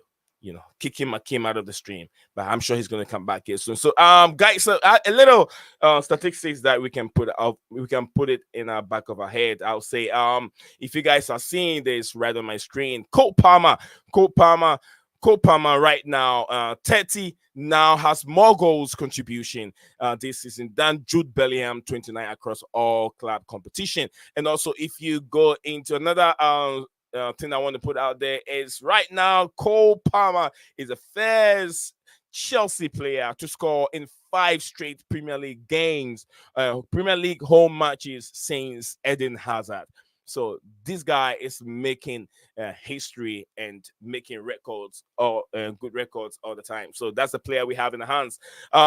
Whilst today, let me go back to Miss Ryan. DJ, do you have one more question to you? I go to Ryan. Do you have any question to my brother Scala? Yesterday, Mason Mount was on the score sheet. Yeah. I was very happy watching him. Ryan and I was watching the game on the stream, and we saw Mason Mount banging the goal for Manchester United. Do you have anything to say regarding that goal for Mason Mount and to Manchester United fans themselves, Erik ten Hag and his own problems? Listen, I don't understand. I mean, I can understand the frustration because Mason Mount's been injured from the United fans, and because they feel that we never rated him as a player. Let me tell you right now, I rated Mason Mount as a Chelsea player. I never wanted him sold in the first place. I'm not going to be. I'm being real here, right? But we got Man United did get him. He is going to be a good player for you. And his goal yesterday was he took it pretty well. He's a Champions League winner. And United fans should be happy about that. I get Scala's frustrations with him as well, because he's not played many games. But I think even if he was to play many games, I don't think United fans will accept him. It's as simple as that. No United fan is going to accept Mason Mount at their football club. I mean, Arsenal fans are now starting to lead to Kai Havertz. But because he's come from Chelsea, he's come from our academy, United fans are not going to accept it. And, that's a tough one because he's a good player. And I think he will be a good player for United. Once Ten Hag gets him playing the way he wants him to play. But again, we don't know if Ten Hag is going to be your manager next season. All right. I think he'll be a good player for you guys going forward. I just think, I think because of some Chelsea fans out there have knocked Mason Mount, a lot of United fans have just got onto the bandwagon as well and started knocking him as well. So it's one of those scenarios, but you either like him or you don't like him from United fans. So I'm not going to him. It's their own views and opinions. But for me, I never wanted him to leave Chelsea in the first place, but he got a goal yesterday. I'm happy for him. Good on him. Thank you very much, DJ. Scala, any reaction before we move on a little bit? We have to talk about the Arsenal and the Manchester City game a bit today. So, any more reaction to that before we move on to a different topic? I But don't we'll still be back understand to this the Chelsea game. I don't understand this point that I have to respect Mason Mount because he's a Champions League winner. I don't get that. He was a Champions League winner at Chelsea. For United, he starts from zero for me. He has to earn his stripes, and he has been given the number 7 by the club ridiculously, right? I told you before, like the signing of Mason Mount, it was got nothing to do with football. It was completely to do with this club's PR. The next week Mason Mount signed, he was doing ads for Gucci watches and all that, and he shares the same agent as Beckham, right? So that's my big problem. What Mason Mount represents, it's not about what's the footballing ability of there's a Champions League winner. United is a PR club, and they sign these players not based on their ability to play football, but because of what they represent in the media circuit and how they can portray the club. That's my big problem. And another big problem is that we didn't need Mason Mount. If he's his position, he will never ever start for United. I'll tell you that consistently because Bruno always plays the games. Mason Mount is not a 6, so he cannot play Casemiro's role. And Kobe Minu is like whatever he is having his breakthrough season. He's not going to displace him. We spent 60 million and we gave 60 million to you guys. By the way, you made full profit on him because he's an academy player. We spent 60 million on a position which we didn't need. That's my big problem. And I do like certain attributes of Mason Mount. It's not like I don't fall on this bandwagon that because Chelsea fan hate him, we should hate him as well. I don't see that. He's a football player first. He plays for my club. All that I get it, but we didn't need him. That's my big problem. But your manager wanted him, bro. But your manager wanted him to start, that's my big problem. Where does he play? Because he never ever subs Bruno. That's the only position which I see him playing. He has been injured, to be fair. He has been injured. I mean, he's not. Yeah, he's been injured for you guys. Even when he was not injured, Mason Mount, he didn't even come out as a sub when we were in like May or June. He didn't even come on as a sub, and we spent 60 million on that. That's my big issue. Where does he play? United games, but can you maybe a little bit describe like how United play? What's under Ten Hag, of course, and what's the philosophy? Again, similar to Chelsea, I cannot tell you because I don't know whether we are a pressing team, whether we are a counter pressing team, whether we are a possession team. I cannot tell you that because every week it's different. We want to play this counter attacking high press football, but that only lasts for 20 minutes because Rashford cannot be asked to press after 10 minutes. Højlund, he plays on his own, and Garnacho, he thinks he's a superstar who has made it. So if you ask me how we play, I cannot tell you because that's what I said to Chelsea. Every week it's different. Yeah. So if you put Mason Mount in this cluttered situation, where is he going to play? Because he's not a winger. He played wing for you guys and you won the Champions League. That's fine, but that doesn't work at our club. Rashford always has to start. But don't you think like if your team is so flexible enough under Ten Hag that you change the system every week, then it must be certainly easier to adjust. I think you are mistaking flexibility for confusion. It's not flexibility. Moreover, a player like Mount who has been good in 4-2-3-1, 4-3-3, 3-4-3. I mean, he's played in different Chelsea teams and he's performed well, to be honest. I mean, last year he was injured and all that. Like I didn't like his performances, and I was not like I was one of those like let him go. But for the first 2 years, he was very good player. Yeah, that I remember he got like double figures GA. I remember that season. But that's the problem. Like he doesn't start for us. If you are spending 60 million on a player which the manager wants, he surely has some plans for it, right? Yeah. But where does he play for us? Yeah, but he's just come back from injury, so you will see maybe. No, that's the thing. When he was fit also for at least 2 months, he wasn't even coming off the bench. Like the manager didn't even consider him as the first 3 substitutes. I mean, are you getting what I'm saying? Like he's not even coming as a substitute in the team after spending 60 million. It's difficult for me to judge because I mean, for our Chelsea also, like you will see Pochettino adjusting the team. Against City, it's more like pressing and stopping Rodri's first pass. Against some other teams, he would be like trying to dominate possession and creating in the final third. So every team you play is a different team, and you have to make adjustments. You know, I really do not know. I don't watch any other team other than Chelsea. I barely get the time to watch Chelsea games. Because we've got at least 5 players who have to play every game. He will never sub Bruno. He'll never sub Rashford. He'll never sub Garnacho. Now you tell me where Mason Mount plays. No, but Don't I matter would what be the really, performances are. that's why I asked you, like, what is Yeah, primarily your style? 4-3-3. You used to play 4-3-3 in Ajax. yeah, we used to play 4-3. I mean, we play this one defensive and two weights and three offensive players. But again, that doesn't work because we don't have a DM. Yesterday, if you saw, Casemiro didn't play, and McTominay was playing as a lone 6, and Kobe as 8, and Bruno as 10. So that's a big problem. And Mason Mount, he comes on, he plays like a shadow striker. But again, that's not his future. He's not going to be playing number 9. He's not going to be playing number 10. Rashford, we just gave him a 320 grand contract. He's not going anywhere. And No, Mount Anthony is a spent good 80 pen, million man. on. Was he signed that already though? Yeah, he Scala? signed. Yeah, he signed after coming off that good season last year. He Okay, signed because already. I thought he was going. I thought there was a lot of talk of PSG coming in for him in the summer. Yeah, personally, what I would like to do is I would like to kick Bruno out of the club and play Mason Mount, because with Mason Mount, I know that he keeps the ball. That's my big thing. He doesn't do turnovers, and he's he's got a good free kick as well. He's a decent player in the pockets, and I'll kick Bruno out. But Bruno is the captain. Where will he go? But So then you can see what the problem is. But the thing with all of you guys, you don't want to go down the avenue we've gone down, mate, and that is you want to get rid of all your experienced players, and you end up being how we're at this There is moment in time. one thing. There is like good experience when that say you like Thiago Silva. He's like a good experienced player, and then there is other bad experience like Bruno. I mean, you can't really.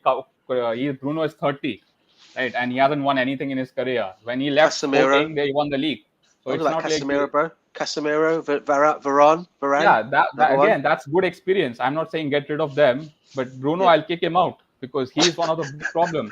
He's one of the biggest problem at the Kick him club, out, and bro, we have made him the captain. Oh god. All right, this is wonderful. I mean, there's going to be a lot of back and front here because there's a dislike here and there's a like, one way or the other. You know, this is the Manchester United fan. Scala United is very frustrated with the performance of the Clouds dealing player. They brought a player in that they are not really interested in. They don't need him. He believed that Manchester United doesn't need a Mason Mount in the football team, and Erik ten Hag is juggling. He's also, you can blame Mason Mount. You know, he's a Champions League winner for Manchester United. Chelsea got 60 million from Manchester United. They sold him to the other club, and rest has been history. He's been injury, and he's back and banging a goal. So, you know, I wish Mason Mount, good luck. It's my fun. You know, I bought a jersey. The one that looks like Crystal Palace jersey with his name behind it.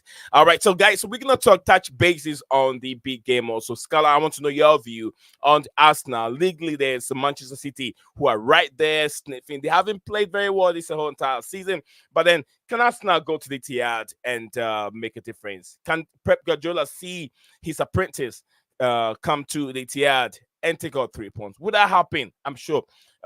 It's all about time. Constantine Dante said, Poch lets them. Poch is, I think, his comment. He says, "Thank you. Big up to you, Constantine Dante. Coming from I123, love you, the queen and the lady of the channel, the only lady that hops in each and every day and support the platform. Thank you very much and happy Easter to you and your family." Dante said that Poch let them organize themselves. LOL, that's not what you do with Kate. Constantine Dante said piece up mostly coaching and pre-game instructions like zonal marking, one-on-one, and who marks who, etc. I want to love you forever. Said I'm listening along while my family gets ready to church. Oh, big up to you. Get ready for church. Hallelujah. Pray for me. Always remember me in your prayers. Cole Palmer was the man of the match. I'm very, very disappointed with Modric's performance yesterday. Absolutely. Modric was just he was just doing my headache, man. He was just hooping the ball many times and it's never on target. Constant Dante one more time says that this is a completely non-existent, or the players not listening at all. Well, I'm gonna take JC, Sir Rhines, and DJ Salve. Makim is back. I prayed. Holy Ghost, pour some blessings on Makim. My battery died. My battery died, man. Okay. Get Get a Samsung phone, bruv, man. What's going get a on with you, Samsung bruv? phone so you won't die again. Don't use iPhone. They're not good. Hey, Bad iPhones batteries. are good phones. Hey, Hell no. iPhone, bruv. Hell Come no. on. I'm actually, funny enough, yeah, All I'm right. actually an Android. Yeah, good. Oh no. Yeah. Good. Android. Yeah. Samsung, right? Nothing else but Samsung, isn't it? Yes, sir. Yes, sir. Yeah, absolutely. Samsung family. I'm part of them. I'm part of the Samsung family. iPhone. I know my brother always have problem with battery. I'm telling you, iPhone batteries are very bad. Don't buy Mine's iPhones. good. Mine's good. Okay. All right. So let's go to let's go to Mr. Ryan. Mr. Ryan, the big build up towards the big game today. Let's spend some time on at least 15 to 20 minutes. We can spend some time on the big game. Arsenal league leaders, they don't concede that much. They can score goals like 2 games. They can score like 8 or 10 goals in just 2 games. Arsenal going to Etihad. What's your thoughts on that big game, Mr. Ryan? Yes, big game indeed. Man City, Arsenal, the Etihad, first versus third.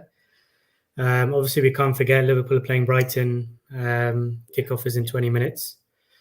So, it's quite interestingly poised, I put it that way, because any of the top 3 teams can be top of the table come the end of today. It's that tight at the top of the league. Some interesting statistics going into this one. Arsenal last won at the Etihad in January 2015. So it's been a while since 2015. Yeah, it's unbelievable. I couldn't believe. Almost about 10 years, about 9-10 years. Yeah. It's been a long time, and they've been on the receiving end of some thrashings. 3-0s, 4-0s, 4-1s, 5-0s, and some of those were when Mikel Arteta was in the Man City dugout. Let's not forget that. Coaching under Pep Guardiola's tutelage. So this very much is master versus apprentice.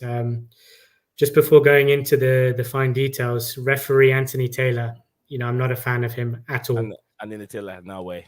At all. After the madness that he did. Not sure anyone else remembers on this stream, the Wolves Newcastle game. That crazy penalty on that he gave for Newcastle, and then he ended up getting demoted to referee championship games. If we look at earlier in the season, Arsenal beat Man City 1-0, but there's always an asterisk with that fixture. I say that because Rodri was not playing for Man City. And Rodri is the main guy for Man City. I think Scarlett mentioned it before. He makes them tick. Everything goes through him. And it was a deflected Martinelli goal. And I thought Man City actually played fairly well in that game. They dominated the possession. But Arsenal did look very, very threatening on the counter-attack, and then were dangerous in the last 15, 20 minutes of the game. Man City, we know they are very, very strong post-Christmas. They always turn it up, go through the gears. And they haven't lost a game, I think, since December when they lost to Aston Villa. So they're on an unbeaten run right now. So they'll be going in with the momentum. But we know that they're missing some key players in defence. Kyle Walker, John Stones. Kyle Walker, if you ask the Man City fan base, he divides opinion. He's certainly not at his peak levels from a few seasons ago. He still has the pace, but defensively, he's been making mistakes all season, and he's cost them points in some pretty important games. So it's arguable that they're not going to miss him that much. But John Stones is very important in terms of, when they play,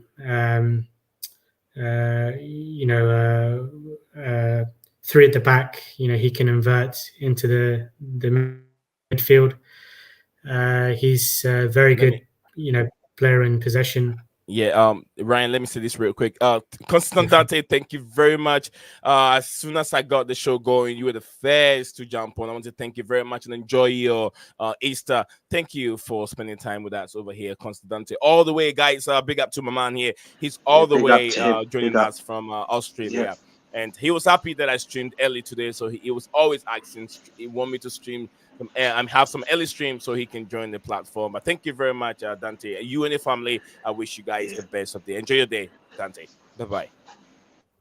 Let's go to Mr. Ryan. Ryan, speaking of Rodri, Rodri hasn't lost a single game that he's featured in the Premier League. Whenever he's healthy and he's played for Manchester City, he has never lose any single game. All right, incredible. It's incredible, that statistic. Just big up to my man Chelsea Dan. Big up to you. Thank you very much. Go ahead, Ryan. Go ahead. Sorry. I'll finish it up here, Nee. Let's take your time. I have spoken a lot about Man City, but Arsenal, we have to commend them because, they're out of the cups, but in terms of their domestic form throughout the season, they've arguably played the best football, and they're top of the league right now on goal difference for a reason. They've got world class players, and then adding Declan Rice has given them balance and control in the midfield. And they've got very potent attacking players: Martinelli, Saka. Kai Havertz did not start well, but he's really grown into this team and he's confident. He scored in his last 4 games. What's interesting, just as a final point, I know we spoke about this offline a few weeks ago, that there was this, I think it was an algorithm or some kind of football research company simulated the results based on statistics and whatever they input into their regressions, and they found that Man City and Liverpool will be the 1 and number 2 come the end of the season, purely on the basis that the Gunners have trickier fixtures at the end of the season. These last 10 games, Arsenal have to play West Ham, Tottenham, Aston Villa, and they seem to have trickier away fixtures compared to Liverpool. Sorry, getting mixed up here. Arsenal have Chelsea, Tottenham, Man United, Brighton, Aston Villa. So, on paper, they seem to have trickier fixtures and ones where they're more likely to drop points. So I'll put that out there to everyone else, see what their thoughts are, what's going to happen with the game. Now, do you think today will be a title decider? I don't think so. No, definitely not. Thank you. I think if it's a draw, then maybe Liverpool have the slight advantage, but every team has tough away fixtures from now to the end of the season. I don't see any of the 3 teams winning all their games.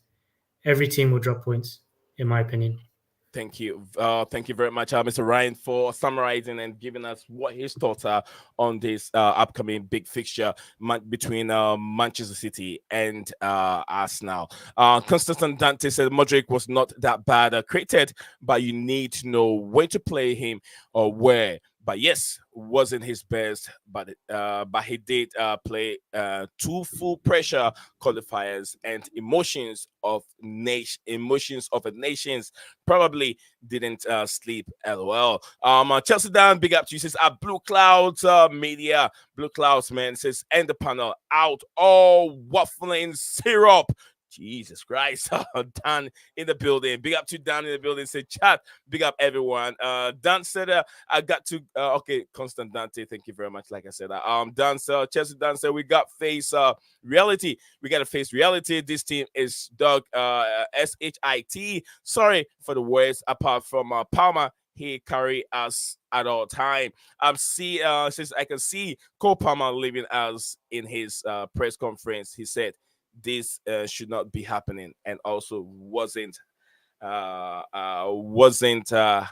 happy. I don't think Palmer, I mean, he's not going to be happy, obviously, but then the things will change. Palmer is not going anywhere. Palmer he understands the project and he sees the future at Chelsea Football Club. Who else would give him this opportunity? Man City did not give him this opportunity to, next his talent and show what he's capable of doing. But Chelsea has given him that chance. I'm sure he has so much respect for the football club. So I don't think he's going anywhere. Let's go to JC. JC is there. JC, what's your thoughts on this big game coming up between Arsenal and Manchester City? Top teams, 2 teams sitting on top of the Premier League. JC, over to you. Oh, to be honest, I do not know. I mean, they are both good teams. City has been struggling a little bit lately, but it's anybody's game. But it's definitely not a title decider. I can assure that. There's still some way to go, and it has been closer. Like anybody, there are other possibilities of teams winning against these 2. So I don't think this is a title decider, but it's a close one. I really do not know. But to be honest, I am not very much watching interested a lot of in other teams. Yeah, and yeah. I know basically. JC is all Mr. Chelsea. Anything if you give him an hour, JC will give you all the statistics from up and down, had the play style and everything regarding Chelsea. JC will give you that, but anything besides that, he's not really interested in. To be honest, because I hardly get any time for any. I'm lucky to somehow manage to keep up with Chelsea games, and that's about it. I understand. Let's go to DJ. DJ, what's your thoughts on this big game coming up? Apprentice meeting his master. Who takes it all? Well, that's a tough one. In general days, I would say, and I would say Man City, but because I think Ryan said earlier on, I think regarding the injuries, Man City have got quite a bad injury going into this game with their injuries. I think it's not just. I also heard isn't Guardiola also another one that's part of that injury as well? I'm not sure. That was mentioned as well. Part of that defense. Yeah, I'm not sure if he is as well. I mean, look, on paper you generally would say it's Manchester City because obviously they they've got the squad, the players and everything. But Arsenal have got into their own, and as much as I don't like to praise that mob at all, I can't stand them. You got to give credit where credit is due, and the way Lego Merchant Arteta's actually set them up, and he set them up in a good way, and they do play good football, and it'll make it tough. But like we said, 2015 was their last ever win against Man City at the Etihad, so it's going to be a difficult one to call. But I think on the day itself, I think Manchester City will just about scrape it with a 2-1 win. I think it'll be a tight game. But I think Man City will just get it for me, but it'll be a tough game. But a great game to watch, and a great game to watch for sure. But whether I'll get a chance to watch it today is another thing, because obviously being Easter today, I'll probably be with my family, so I don't know if I'll get a chance to sit down and watch the game properly. But let's see. But I'm just going to say Man City might just about scrape it 2-1. Man City might just about to scrape it 2-1 coming from our DJ Sal, the father of the channel. Absolutely. Constantine Dante loved that when I said the father of the channel. Yeah, absolutely, he is. Big up to I want to love you forever. So that Chelsea down. Big up and happy Easter to you and to your family. Consistent Dante, thank you for joining today. Chelsea down said that I want to love you forever. Happy Easter to you and your family, as it is to me and my daughter birthday today. Okay, happy birthday to your lovely daughter. Big 10 years old, but hope you have a lovely day. Chelsea Dan said that Blueclouds sent link. The link is in there. I've seen the link twice. Look in the I've even sent a link to you in your YouTube not YouTube, in your X inbox. I sent it to you a long time ago, before even I came live, and still the link is even in the comment section. So click on it. It's right there. It's not far off. It's right there, just by your nose. Makim, let me go to our brother Makim. Let me know what he's gonna say on this big game. Yes, sir. This game, I feel like this game is going to be the Makim, hold on for a decider. second. Mikey, hold on for a second. JC wants to hop off. JC, I want to say thank you very much. It's always a pleasure seeing you on the platform. Big up, JC. And, sharing things with us. We always learn all the time as we go. So your would I say your knowledge is very high on Chelsea, and when you come, whatever you drop on this platform goes along with it. Thank you very much, brother, for always coming. Thank you, brother. Really thank you, everybody. Thanks a lot. Enjoy your day, brother. All right. So we go to Makim. Makim, back to you. Yeah, I was saying that this game is a decider, and I think we're overlooking it because whoever wins this game is going to have the momentum to get the points to win the league. Whoever wins this game is going to run away with the momentum.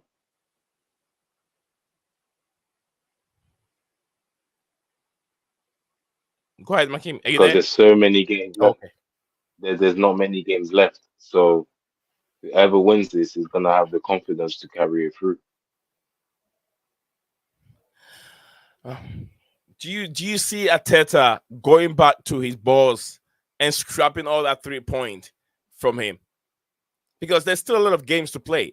As Chelsea has to go to the Emirates to play Arsenal. Chelsea and Arsenal, they don't like each other. Arsenal they're both momentum teams. They're winning roads. They don't win one, lose one, win one. When they they win on strides. So it's a thing where, especially that they play quite similar too. So most likely, whoever wins this is gonna run away with the other one's confidence. Yeah. To carry on winning the rest of the game. That's how I feel like, anyway. I go back Because to go winning ahead. and losing affects Arsenal really badly, and it affects Man City too. When they have stinkers, they don't just have one stinker. So I believe whoever wins this is gonna run away with the momentum. Brilliant. I don't know if anyone else have anything more want to. And I mean, at this section where we are right now, it's just in and out, in and out. I don't control it anymore. Anyone that has anything want to say regarding the upcoming games, we can just flow. We can just interrupt each other if necessary. So, Dan, I've dropped the link there. Ryan, if anything when you add to the big game, I know you're more looking into the Arsenal and then the Man City game. Any more, I don't know how to say it anymore. Any more stuff you want to add to it, Ryan? No, I think that was a really important point just made about both Man City and Arsenal being momentum teams. They are. They win in streaks, they lose in streaks. And right now they're both, in terms of form, on the upward trajectory, and that's what makes it a very interesting clash today. I personally, I just don't think it's the team who wins it will definitely go on and win the title. I think all three teams, including Liverpool, have some tricky away fixtures between now and the end of the season.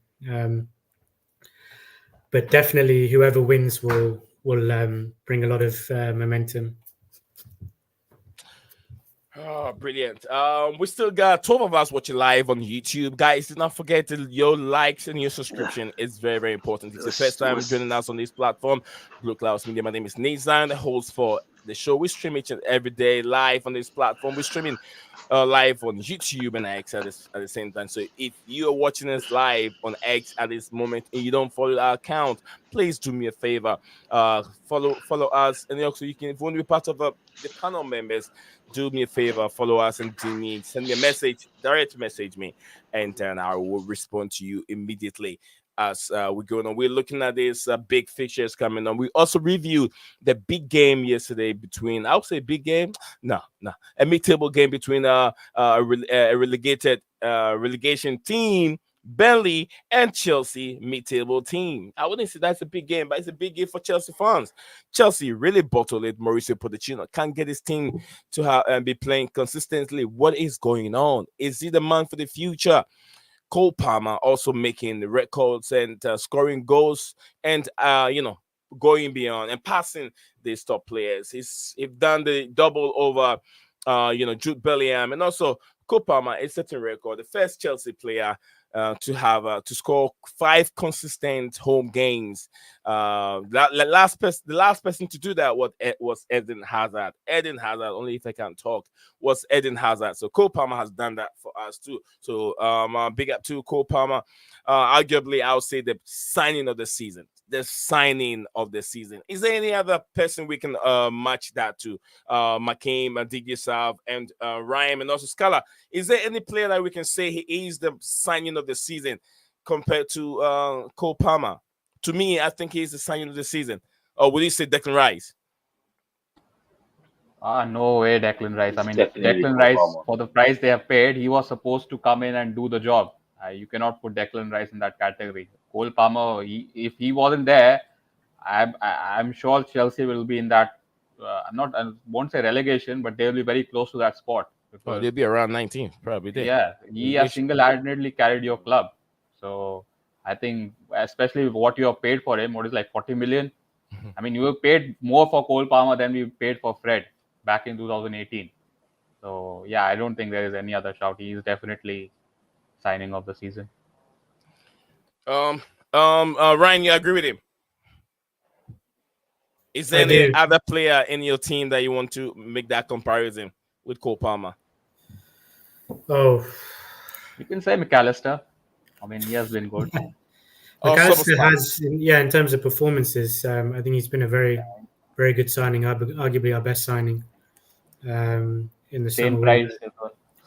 Yeah, very, very economical signing. I mean, Soboslai as well, I think, is, he doesn't have the G&A to back him up, but he's also just slotted in to our midfield and performed so well. He does all aspects of central midfield play well, defensively, and then also, keeping possession and then interlinking with wingers and just keeping things ticking. I've been very impressed with him. What about Doku? Or Malo Gusto. Malo Gusto. Doku invisible, right? I've never seen a player. He looks so good on the eye, passes the eye test, but then it's that end product. It's not there. Yeah. Makim, you want to say Malo Gusto?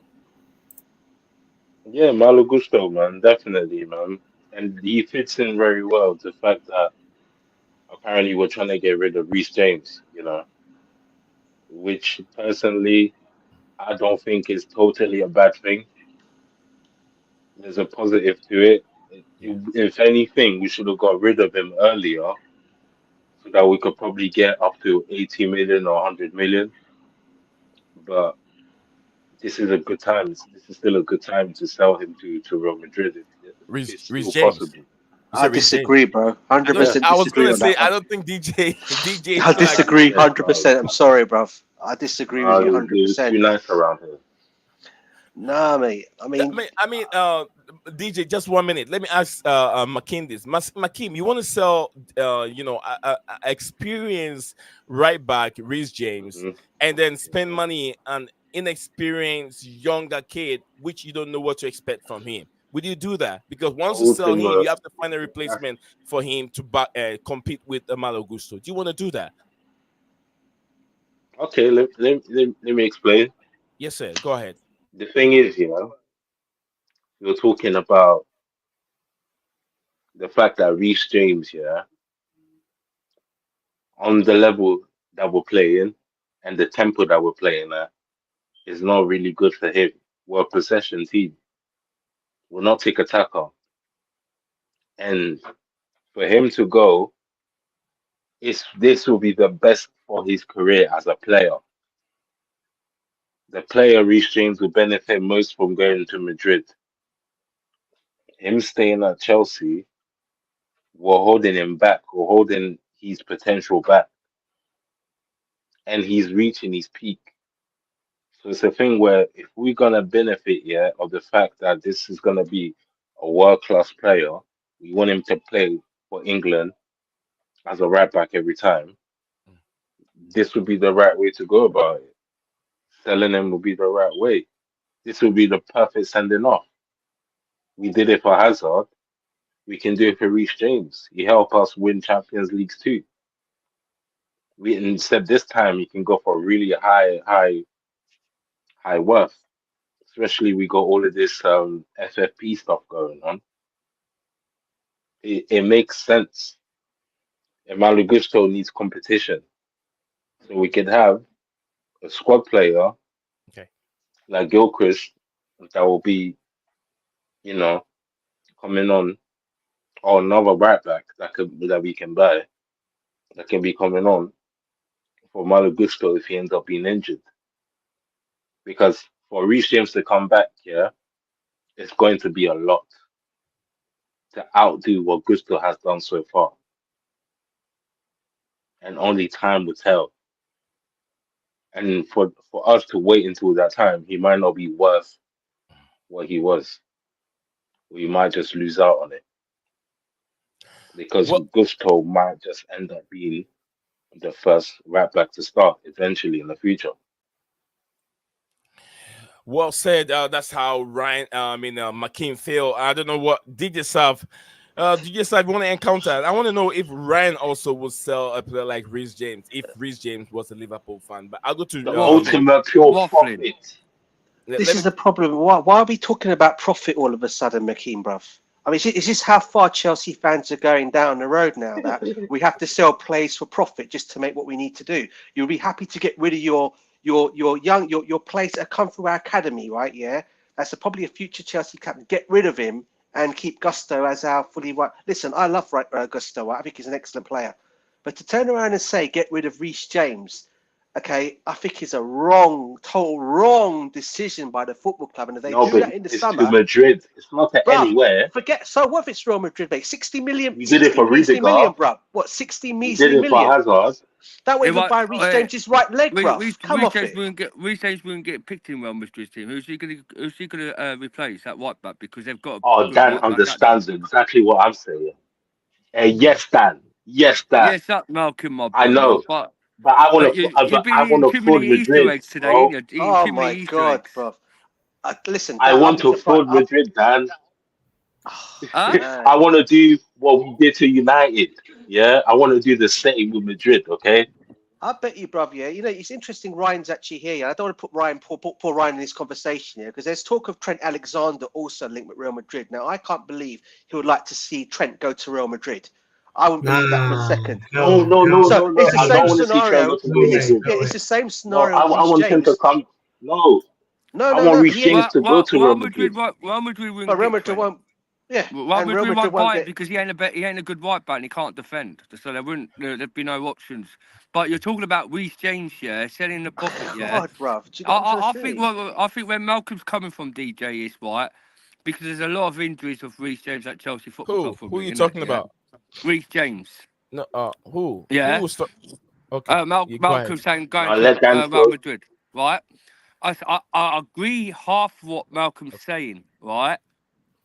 Right, with Reece James. But the situation this year, if Reece James ain't going to recover from his injury from last season, for the next season, and he's not doing what he did before at Chelsea, then he has to be sold. Because we can't have too many injuries in our team. But him going to Real Madrid, yeah, would be a best option for him because it's a slow league. He won't get half his injury what he'll get in Spain, what he's getting in the Premier League. I agree with Malcolm what he's saying. I understand where Malcolm's coming from, yeah. But Reece James is our best right back, and also, yeah. And if he's going to get injured, everything, he's meant to be our captain for Chelsea. That hasn't hardly played any games. Like from this season, he's only played how many? About 5 games, and he hasn't really played a lot last season. So, and then we're getting all these injuries. We've got Lavi out this season, DJ. Now we have like Nkunku out injuries. Why is it we're getting loads of injuries? You have to ask the question: why is all these players getting injuries? Yeah, and if Reece James could, if he's back to his best next season, then fair enough, keep him. But if he's going to be the same problem next season, he has to be sold. I agree on Malcolm what he's saying, man. I agree with what he's saying, Malcolm. But on to what you guys are saying, no one knows how Reece James is going to be. He's just had that operation. His sister had the similar operation, right? Yeah, because she had the same thing, right? And look what player she's turned out to be. Now, don't come at me and say, it's a ladies' league, it's a different whole ball game. Nah, mate, it's the same. Injuries are injuries on players, right? She had the same injury. Reece James has had the same injury. Look how she's turned out now since she's been one of the best players, one of the best Chelsea players playing her at this moment in time in this Chelsea team, ladies' women's team. Right, Reece James to me. But bruv, listen. Let me finish my point. Let DJ land. Let DJ land. Let DJ land. Quick question for DJ then. What about Wesley Fofana? Let's talk about Wesley Fofana. Same. Let him land. Dan, let him land so we can all hear ourselves talking. Okay, Dan, you know this. You know how we do it. Dan, stop that.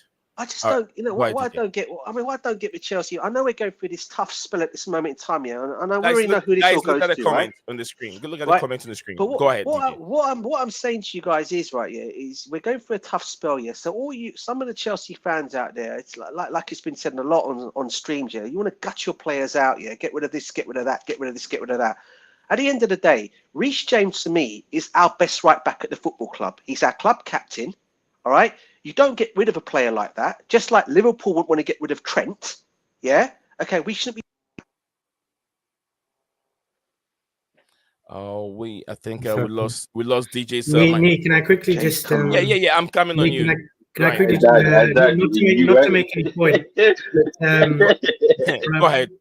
Yeah, go ahead, Ryan. Brighton are 1-0 up on Liverpool.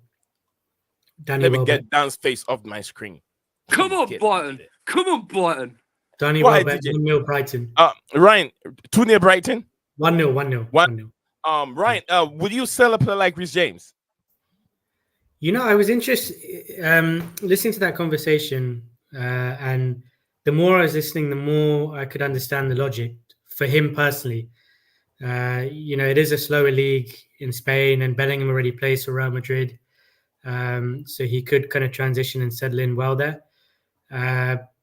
But you know, football is football at the end of the day. What's to say he moves to Spain and then his body continues to break down in that league? He's still playing 90 minutes.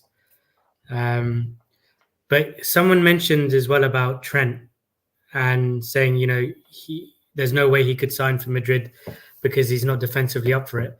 I mean, Real Madrid had Marcelo at left back for I don't know how many years. That guy could not defend for his life. But Cristiano Ronaldo loved playing with him because he was ultra aggressive.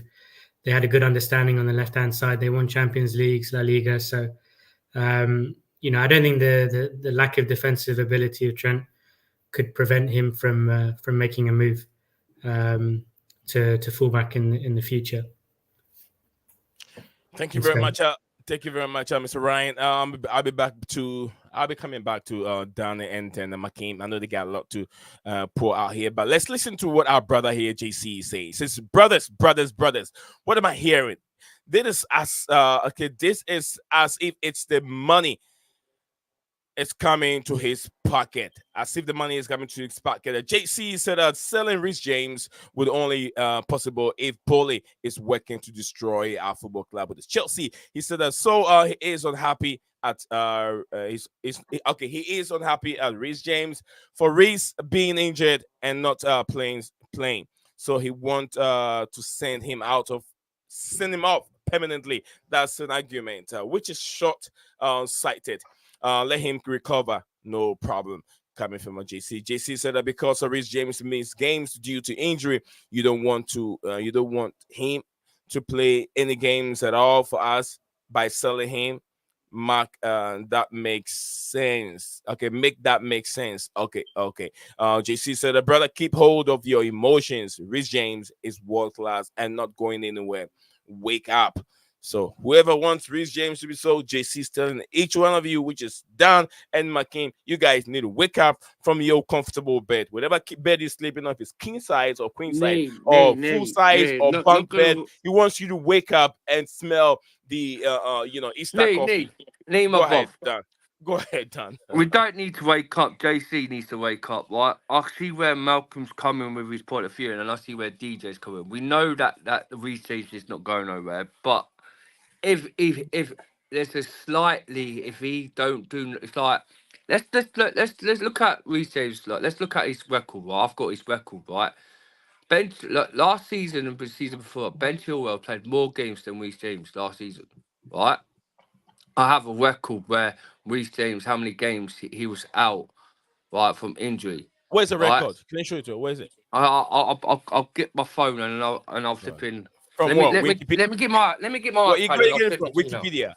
No, it's not Wikipedia. It's not off Wikipedia. It's off Twitter, and it was off some. Dan, look at you talking about Reece James getting sold. You and I have had this argument thousands or countless times on this platform that I even don't want Wesley Fofana at the football club, and I want him sold. Reece James Reece James have played. Makeem is still there. Reece James at least played 5 games for Chelsea. What about Wesley Fofana? He's been a liability was the best, one of the best in the best for Chelsea's last money, season, bro. But you want to keep such a player as Reece James. Wesley Fofana, when he was playing for Chelsea last season, he was better. We played a better performance with Wesley Fofana. Something's wrong with you. You did. No. You want to sell Reece James, but then keep Wesley Fofana. What I'm trying to say to you, right? What? Why is it that everyone could criticise Wesley Fofana not being playing so many games, and then Reece James? They've had the same scenario same injury crisis. Yeah. They both had operations, and if next summer, if they're not at their best, like with Ben Chilwell, he's crap now. Chile, it's like not bad. When he's had that injury, it has not been the same. We're talking about Reece James, meant to be our main captain. The main captain, like, look, people forget about our fan base. When John Terry was injured, right? Did he go missing for about 6 or 7 months? No, he didn't. Once he was injured, after 2 weeks, he came back. Our main captain, every single day, being playing. He didn't care about the injury. Yeah, but Dan, who was our medical team then, bruv? Who was running our football club? Roman Abramovich. There's no Roman excuse Abramovich, about the bruv. medical No, team. I'm sorry, bruv. Yeah. You've got to put context to contents, bruv. I understand. You can't keep knocking that, bruv. I'm sorry. You can't keep knocking that. I never thought I'd see the day. I never thought I'd see the day. Sorry. The same fans, bruv. No, but listen, bro. I'll throw this one at you. Listen, you can't. The We same can't fans, make excuses about the medical team. But Dan, when people were talking about getting rid of Mason Mount last season, you were one of the guys that didn't want Mason Mount gone. You were complaining, moaning, oh, we're getting rid of our captain. We're doing this and we're doing that. Now Reece James is a different ball game now, isn't it, bruv? Because he's had a bad injury. He's been out. Get rid of him. That's the answer. This is how you Chelsea fan base are, bruv. That's how you guys are. No, simple. DJ, I'm not saying. It's simple, bruv. I'm sorry, but simple. Malcolm should get rid of him. What? You're the ones that want him gone. Both you and Makeem are just like, I'm speaking to myself, bruv, yeah? DJ, but fan base, man. Flip-flop fan base, bruv. I'm sorry. What I'm trying to say, DJ, what I'm trying to say, if he's not performing as much what he's doing, but how can you judge him? He has to go. That has been nice, you know. How can you don't realize that? That has been nice. I've been saying this from last year. Yeah, saying this last year. I've been saying it from last year. Reece James has not been good enough since his injury from the last year. He's missed loads of games. But DJ, he refused to have an operation done. He's now had that operation now. But why are you judging him now? You can't judge the guy now, can you? Look, we all know, yeah. We all know. Like, look at Wesley Fofana, yeah. If he's not the same player next summer, he has to go. The situation, DJ, is you have to wake up. We have to wake up now because we've got so many injuries. We've got so many injuries in our club. We have so get rid of Reece James and measly 60 million quid. Yeah, you guys are happy with that? No. Yeah. That's what it sounds like. That's not gonna happen. Let it sink in, DJ. No, let it sink in. I'm sorry, bruv. He ain't going nowhere, bruv. He's going nowhere. Let it marinate, DJ. At least about 100 million. We might get 100 million like Eddie and Hazard, right?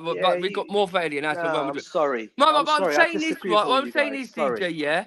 If Reece James went to Real Madrid, wrap it up. Yeah, I'm trying, man, because everyone's talking like, if Reece James was going to Real Madrid, he probably won't get first choice at Real Madrid. But the situation is, DJ, yeah, a better player at Real Madrid. We can't. Because he'll be a better player than playing the Farmer League. But the situation is, in the Premier League, it's a more physicality, yeah, that Reece James hasn't recovered from his injury. And it's like Ben Chilwell. So you're happy for Chelsea to go and get another 18-year-old to come and be the next right back after Gusto, right? But did I say that? All these, did I say that? No, did I say that? That's what these owners are going to do, no, honest truth, these owners have to leave. That's extreme, bro. Can I? Sorry. James' worth has gone down to 60 million now. You see, just hold on a second. Sorry, DJ's worth has gone down. So we can hear. James is 60 million now. It's gone down a whole lot. Not on a 7-year contract, He's 25 million. Not on a 7-year contract, he's about 30 million. I say there's about 30 He's worth on the market. He's 60 million, and they're considering him selling him. You know what? Flip-flop Chelsea fan base, man. Proper flip-flop Chelsea fan base. No, but DJ, are you I never foresee the day that I agree with Dan. Sorry. I never foresee the day I agree with Dan. No. But DJ, are you happy with the results going out our club? Done. It's just so good. We drew to Burnley by 10 that's Reece James' fault, is it? That's Reece James' fault, is it? Is that Reece James' fault, is it? Of course it is, because he's meant to be our captain. Is it Nkuku's fault? Is it Nkuku's fault next? Look at John Terry. When he got injured, he played games. This football day and age, they're a bunch of pussies. They're a bunch of women. I'm sorry. They Get get a him little down. slight knock. They're out for Waffle. months. Look Come at on, that. fam. All One right. game, no So start guys, till the end of the season. Dan, Dan, in a minute. come, listen to me. Waffle. I'm sorry. Listen, 1 minute, listen guys. to 1 me. minute, 1 minute. Let's inspire here. Let's Listen to inspire me. here. Let's inspire. Let's inspire. No, it's all Let's love and get peace to- at the end of the day, bruv. It's all love and peace. All I like DJ's to wobbling value his opinions gully. and views. He's got too many Easter But- eggs and he's wobbling his Easter No. eggs. I've not touched a single Easter egg today, Oh, you bruv. popping I've not by now, touched a Dan. single. It's getting I've not hot touched and a hot on single this one, right? platform, No, guys. no, It's Malcolm, getting I'm hot. not buying it. touched a single one. Any day, yeah. Mark, Guys, let's The inspire. thing Let's is, inspire. But I'm Reece James, disagreeing right, with we're you not saying gonna get rid get of Reece James. I'm disagreeing with Well, you guys no, I'm selling saying Reece that James. if Reece Sorry. James don't perform Totally as gone. his best next summer, yeah, the way he's injury, if he don't play his best Dan. perform next summer, he's got to Bruv, be sold. can you All right, just- Dan, hold on. Can I just hold Listen, on, Dan is hold on, being Lee, nice. I'm Lee, saying let's do it Lee, just one now. thing, bruv. Right, I'm one saying more let's thing do it now quickly. because I'm gonna now tell you this he's now, worth bruv. his Wait, 60 million on the wait, market. Makeem. By I'm next gonna- season, yeah, his worth I'm is gonna going lay to go this to you down guys even now, more, bruv. and we're not going to be able to sell him to Listen, Real Madrid. You That's wonder what I why. want him to go He's now. getting money for that. You Sell him wonder now why. then, sell him You now. guys wonder Do why you have a rival share in fans. that? You wonder why rival fans laugh at us, yeah, because of this same debate that we're having right now, yeah. Then Because are you getting a you cut, ask- a percentage you in his are- France sales money? you guys are all the rival fans All laugh right, at us. guys, and let dispute DJs what we're talk. doing When in DJs now, we go to team, JC. right? Let DJs Okay. talk. Then we go to JC. Ryan is probably there in the background laughing his head off and thinking, "What the heck, man?" Yeah, I bet you he is. No, DJ, DJ Savage is discombobulated. Hello. At the end of the DJ, day, so I'm not, much bruv. passion. I'm not. Why I'm did not. he say DJ, that? DJ. It's like Come DJ, on, all I'm saying Dan, Reece James not for sale. That's your opinion, not mine. Yeah, you guys. We get rid of Reece James would be a big mistake. It's as simple as that. Guys, Simple as please. that. We're trying to make a very, very valuable point here, and people are listening. If we Yeah. three of us talking at the same time, no, Honestly. we can't really see or hear who, and because it's video and then audio at the same time, we can't really tell who is making a very, very valuable point. So let's go to one at a time. You know, JC has been in. JC have something we want to say. We'll come back to, and we know where Dan stands. Dan stands where he says sell Reece James. He's losing his price tag. And also Makeem also That says was Mark sell King. him. Mark King said Price that. tag is going down. DJ Sab said no, but I know they have more. They want to back into why they're saying that. I want to know where JC stand on this. JC, you've big up to you. Phantom of Minute topic. JC, let us know in a few less than 60 seconds. JC, drop the reason why Chelsea shouldn't sell Reece James. He's a very good player, one of the best in the world. No doubt. He has been injury prone, but who cares? We have Gusto. And if he comes in for even 10 games, I'm happy. Okay, if we do not sell him now, maybe his price will drop for selling later on down the years, but we don't want to sell him down the years. And maybe he just plays 10 more games for Chelsea and then retires because he's totally injured. So I want those 10 games to be played at Chelsea. I want to enjoy seeing him play. I don't want him to go for those 10 games at Real Madrid. And for the money, I'm not getting any of that sale money. Neither is Dan, neither is DJ. So why are you so passionate about that money? Valid point. Valid Well, point. JC, that's what I said. All right, That's DJ for Phantom you. of Minute topics. And congratulations to Chelsea Dan's favorite Mason Mount on his first goal for Man United. Phantom Reece James is like in goal Conte 10 matches a year. Injury prone player. Reece James is a B in goal Conte. Absolutely coming from a Phantom of Minute topic. Big up to you. I hope you're doing very well. Nick, could I just tell Phantom, yeah? Go ahead. Stop waffling and calling my name out about Mason Mount. I'm not a Mason Mount favourite. I didn't support Mason. I just backed Mason because a lot of genders on Mason can't have it because he was in English and people was being racist to Mason about because he's English. I just said he was a good player at Chelsea, yeah, but I didn't support. I didn't even DJ back me up. I weren't no Mason Mount fan. I ain't no player. I'm not a player Stan fan, right? Okay. I don't support anyone. I don't support anyone. You never wanted Mason Mount sold, bruv. I didn't want Mason, but I didn't want Mason Mount sold, didn't I, DJ? I didn't want him sold. You didn't want him sold. You didn't want him sold. No. I just said it day because he was doing good. Yeah, right. Because a lot of people wanted Mason Mount, right? Gone. And look at what we're missing in our team now. Look what we're missing. Apart from Mason not being in the team, what's going on at Chelsea? We are crap. Yeah, the situation is here. I'm not a Mason Mount favourite.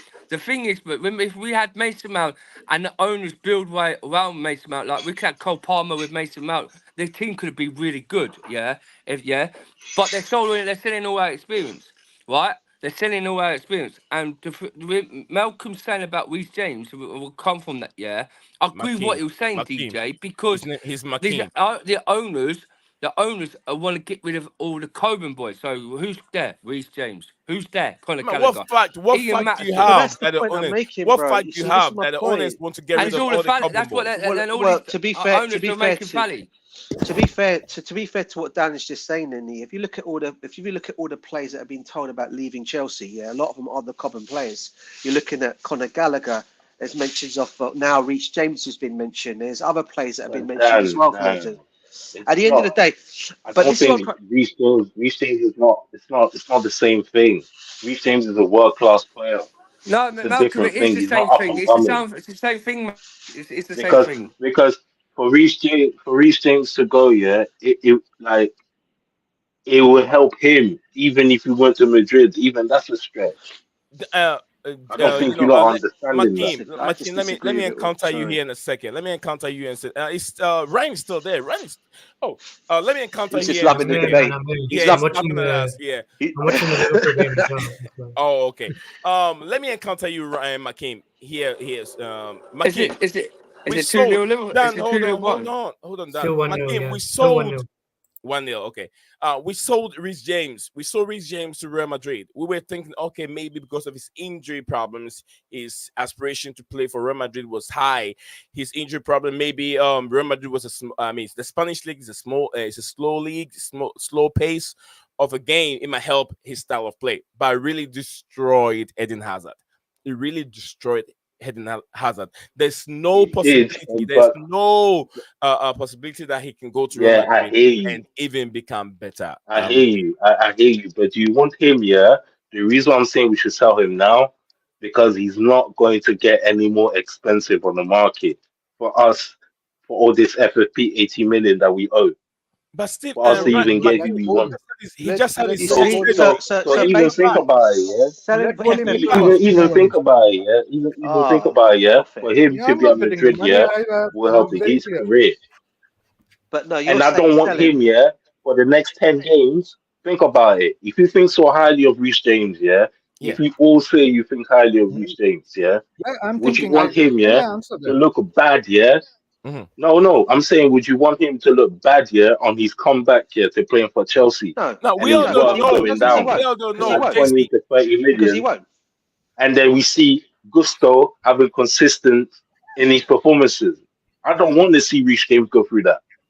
Can I answer that? This is what I'm saying. Get rid of him now, so that he can pick up the form with the teams that actually need a right back. This is the first time, I've actually agreed to Malcolm. Malcolm, because sometimes he waffles, but I agree to him what he's saying. But Malcolm, sorry. Yeah, go on, JC. I just want to reply back to something quickly. So now we are getting into hypothesis realism. Yeah, deviating from the realism. The hypothesis is he might have a bad season. No problem. If he has a bad season, his transfer value will decline. Is that a problem for me, for you, for any Chelsea fan? No. Maybe a problem for Boli. Let him eat that. Excellent. But then, can I say one thing then about that then, JC? Excellent, bruv. Well, I could, no. But you say facts about that, it might not be a problem.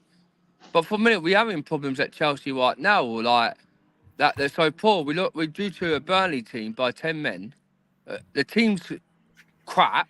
Not Reece James's fault, but go on. All right. Well, of course it is because how do you not say it's his fault? We would sell Reece James for 60 million and buy Messi with that. Right. The situation is right. Oh, and Cuckoo's fault, by the way. Right. Yeah, 1-1. Whose fault is it then? 1-1. Whose fault? 1-1. If it's not Nkunku's fault and it's not Lavia's fault and it's not Reece James' fault being injured and it's not Ben Chilwell's fault for playing poor on the pitch. It's not Enzo's fault being a slug. It's been crap the last couple of games. When he doesn't play, we play better. It's not fault. There's Caicedo conceded the Burnley the first goal. It's not Pegovic's fault. Whose fault is it then? The owners. How could be the owners? The owners is not one who's No, picking the team. well, they are. The How do owners you know? ain't the ones who's At this training on moment in the time, pitch. at this moment in The time, owners, at this DJ, moment in time, bruv, I don't the believe that. owners ain't the ones who's training them on the pitch. The owners Well, look ain't at the the place medical they team to bought. the medical player. But look at the place they bought. But the thing is, the owners, the problem is that they made the Chelsea in a mess crisis. They have to sell up. We have to PR the test, and the situation is, the thing is with Marquinhos coming from, I agree what he's saying for the first time. I've recently never agreed to him sometimes because he waffles, but the thing is, he's a brother, chill. I like big up to you, Chill, bro. bro, right, yeah. The situation is, right, the value of the market, the owners want to sell all the Coburn boys and half of it, Reece James is a profit. And then if the player, the fan base don't like it, the way you're talking about Reece James is not going nowhere, he's going. He's getting sold by these lot. Because in the day, Ultimate sacrifice. A sacrifice, So, and in a day, if it comes to profit, and then they're thinking, we're gonna if we play him and he's gonna be injured next summer, and like so that's how we're looking at saying, it all now. We're looking at and listen. No, I disagree. Certainly disagree. No, Go on, DJ. DJ. Go on, bruv. Go on. Let me. I'll let you land. Go on, land. No, let me land. Come on, Because I let you lot land. Yeah, go on, The bruv. situation is, if he's gonna play so many 10 games out of losing profit at Chelsea, Todd Bowley at Bali, and sees the cash in their eyes of 16 million in the summer, then he'll be sold. Because if he's going to lose Fally in a few years, if he ain't at his best next year, you'll lose a lot of Fally on Reece James. And if you and then people come on, he's got too much injury, we'll give you 30 million. But if they're saying, 60 million, someone's going to take 60 million next summer, and it's best to sell him there and there. So you've landed, yeah? So the answer from me, and then DJ can answer very quickly. I don't want to exchange current Reece James for two 15-year-olds. No way. Thank you. Exactly. What did JC say? Well, basically, I don't want to sell Reece James for 60 million and then buy two 15-year-olds. 100%. But no. Let me come to that. Would that make sense? But did I say?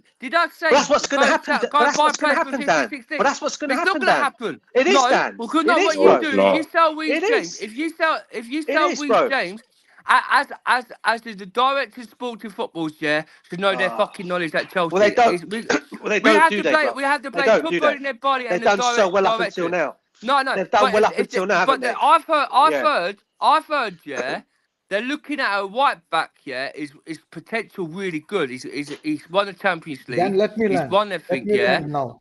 Dan, right? let me land. And then they're looking at a potential, because we're meant to get Alonso Davies, but it's gone to Real Madrid.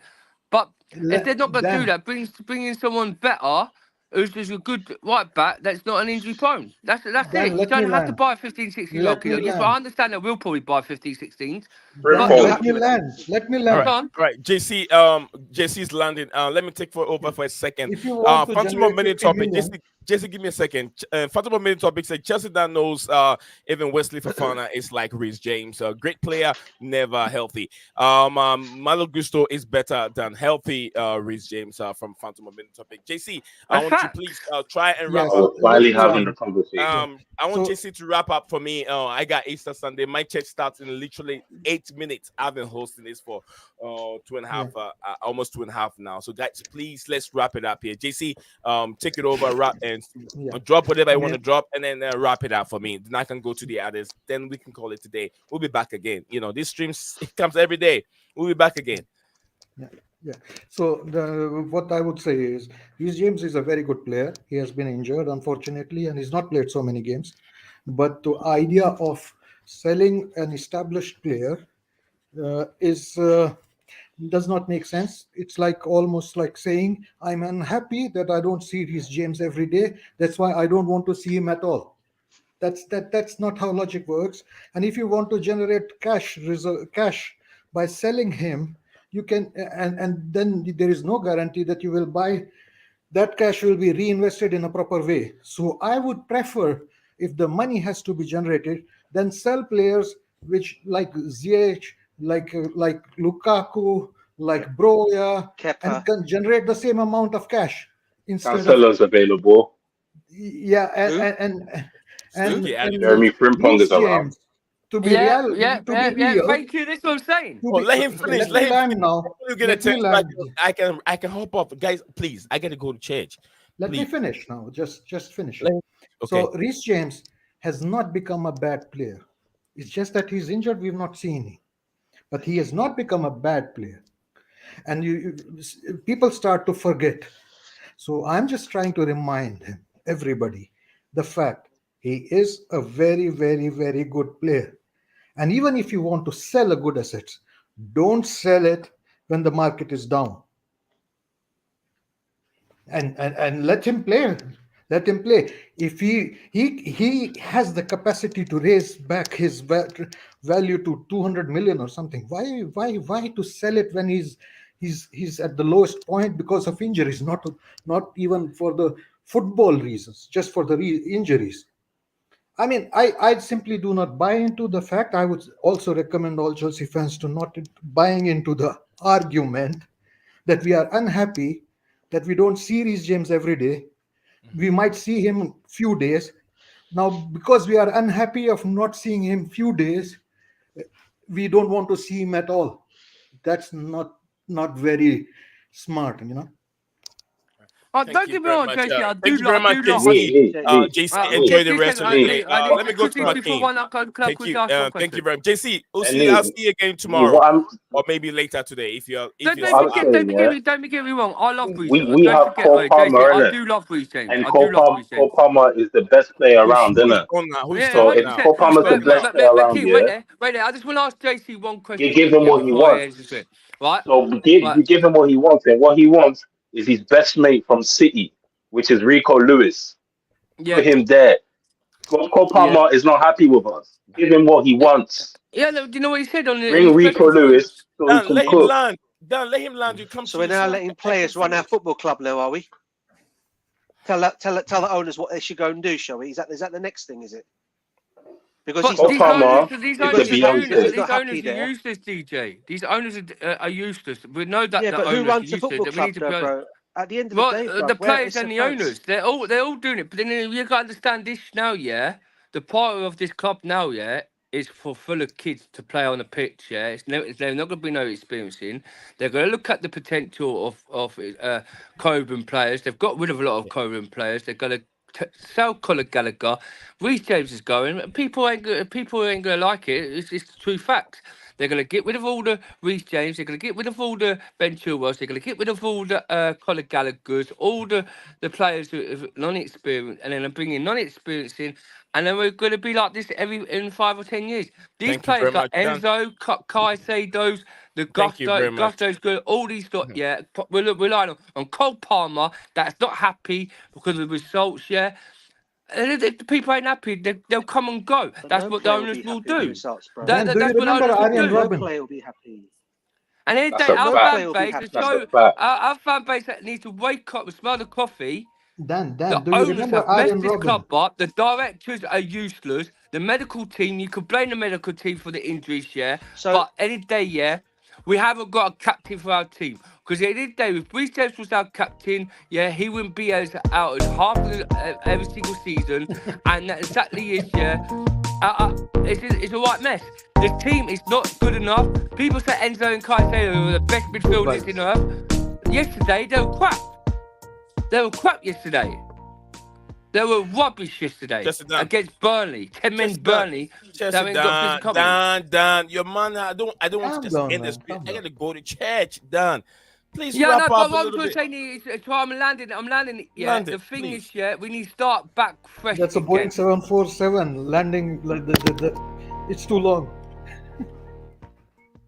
Any day, Reece James. Yeah, I agree with what people are saying about Reece James. Yeah, but Mark Keams is talking in a what he's saying. I agree with what he's saying. If you hear the music sound, it means you're done.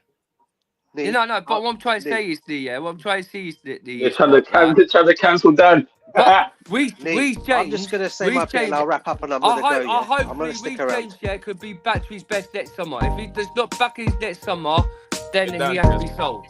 Okay, all right. I'm just going to wrap Lee, I'm just going to wrap up and go, bro. Yeah, just to sub this all up. First of all, Dan, about Chelsea fans should wake up and smell the coffee. You don't need to tell me that. Yeah, I've been a Chelsea fan for many. You know how long I've been a Chelsea fan for. Oh, right? DJ, I'm not saying All you, right, but right. I'm saying No, other But people. what? Okay. But what I'm basically trying to say is, first of all, Reece James for sale? No, he doesn't go anywhere as far as I'm concerned. Secondly, these owners need to wake up and smell their coffee because they need to start changing their policy of doing things. Not get rid of your players that are, not get rid of your good players and get rid of the players that are not supposed to be at that football club anymore, like your Kepas, like your Lukakus and players like that. You get rid of players like that. Yeah, but when players are coming out and saying they want their old players to come in, Nia, you cutting me down? You're not letting me finish, bruv. No, I'm not. I'm just a low, slow music. Sorry, bro. I'm just basically trying to say is, look, listen, at the end of the day, it's a debate here, right? Yeah. Love and peace to all the Chelsea fans. I've got nothing but respect for everyone. We all got our views and opinions, all right? As far as I'm concerned, Reece James shouldn't go anywhere. I and agree. That's as far as I'm going to I agree with you. Boom. But The three of us, Happy Easter to every single one of you, JC, and Nee over here, we all disagree with Makeem and what's his name again, Chelsea Dan. Whatever the two of them, I don't know where they live in London, but whatever, I don't think they're in London. Probably they live somewhere in Australia. That's what they want. Go closer to the bridge, yeah. Then you are Nee. Don't get it twisted, yeah. Yeah, innit, Makeem. But on what I'm trying to say is, right, yeah. Right. The thing is, it's not up to us that we want to sell Reece James. Yes, we don't really want to sell Reece James. It's the owners that will sell the Coburn. And DJ, you've got to understand that, what I just said, they will sell Reece James for profit of the money. And this ain't Chelsea. This club ain't. This season's done with me. And yes, I don't really like Reece James in the day. Reece James was one of our right backs. He's too probably injury prone. He shouldn't be a captain. If you're going to bring someone good that's not an injury prone, is never out for, and actually have a captain in the team that plays full whole season as a captain, like John Terry, what we had, then I agree of Makeem saying about Reece James. But for a minute, we haven't got a captaincy. We haven't got Reece James playing. He was out last season. He was out the season before that. He was out the season this season. And what happens if he plays 3 games next season? And he's out for the whole season again. Then we struggle. Well, of course we will. You don't know that's going to happen. You're not going to know that. Of course, DJ, we will. He's had that operation now. So West Fafana. He's had that operation now. But he's had that operation now. And so did Lavia. And then so it's Lavia. But then in Lavia's, how much we pay for Lavia? 16 million. And he's had 1 game, and now he's out for the whole season. How much do we pay for Nkunku? But bro, he was injured. But he was injured. He was already injured at Southampton. And what about Nkunku then? Like, what's going on with Nkunku? Like, so the thing is, yeah, we can sell the Lukaku's, yeah, for half the price, and we're going to miss on Sally's on that. Kepa will miss a lot of profit on that, right? You're saying about CX will lose a lot of profit on that. Malan Sarr is a free agent, right? You got a team like Modric is we're going to lose a lot of profit on him. Nuno Madueke, probably fair shout. Jackson, probably lose out on that. Situation is right. Enzo will lose a lot of profit on Enzo. There's a lot of profit on Caicedo.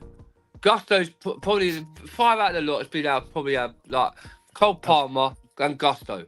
Yeah, it's probably the most team that probably needs to stay. Nkunku, I'll give him till next summer. If he's injured out again. All right. Thank you. There's a situation that what I'm trying to say is you convinced me You convinced me in one point.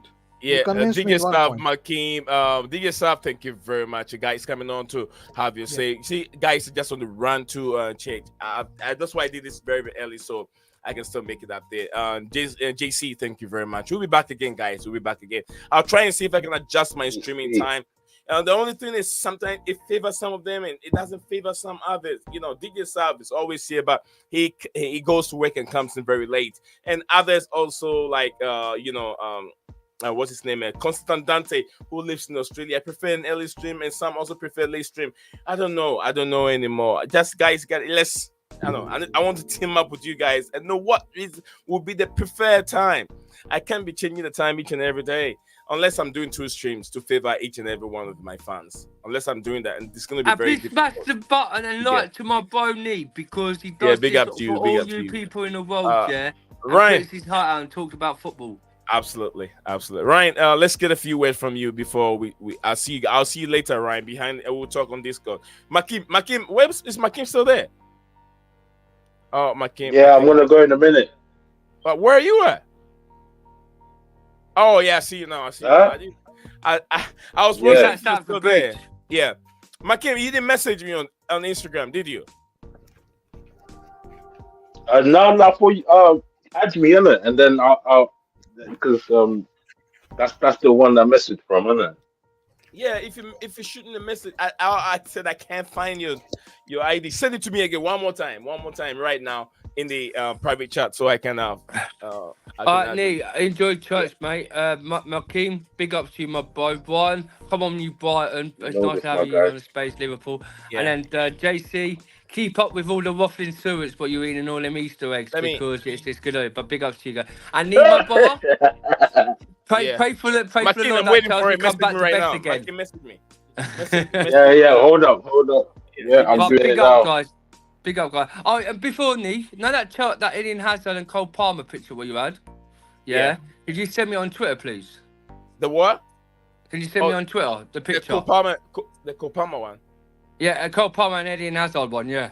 Okay, I'll do that right now. You're gonna receive Yeah. it. Now. I know what I'll do. I'll quickly go on my phone now and find that Reece James and Ben Chilwell stats from last season. Okay. Right. Okay, I get Makim. I'm gonna go on Instagram right now and then shoot you a message, Makim. Big up, you guys. Big up, the Chelsea. JC. Anything more you want to say? Love, bro. Love. JC, are you there? JC, is JC there? I'm gonna shoot off, yeah.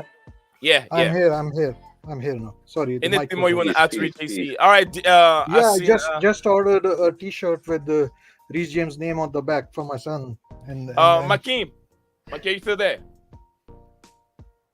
Okay. All right, JC, go ahead. yeah, I'm gonna enjoy him whenever he's back. He's a proven player. He does not need to prove, and he's not going anywhere. It's like hypothetical question, some topic thrown out by some journalist. It's not real news. He's not going anywhere.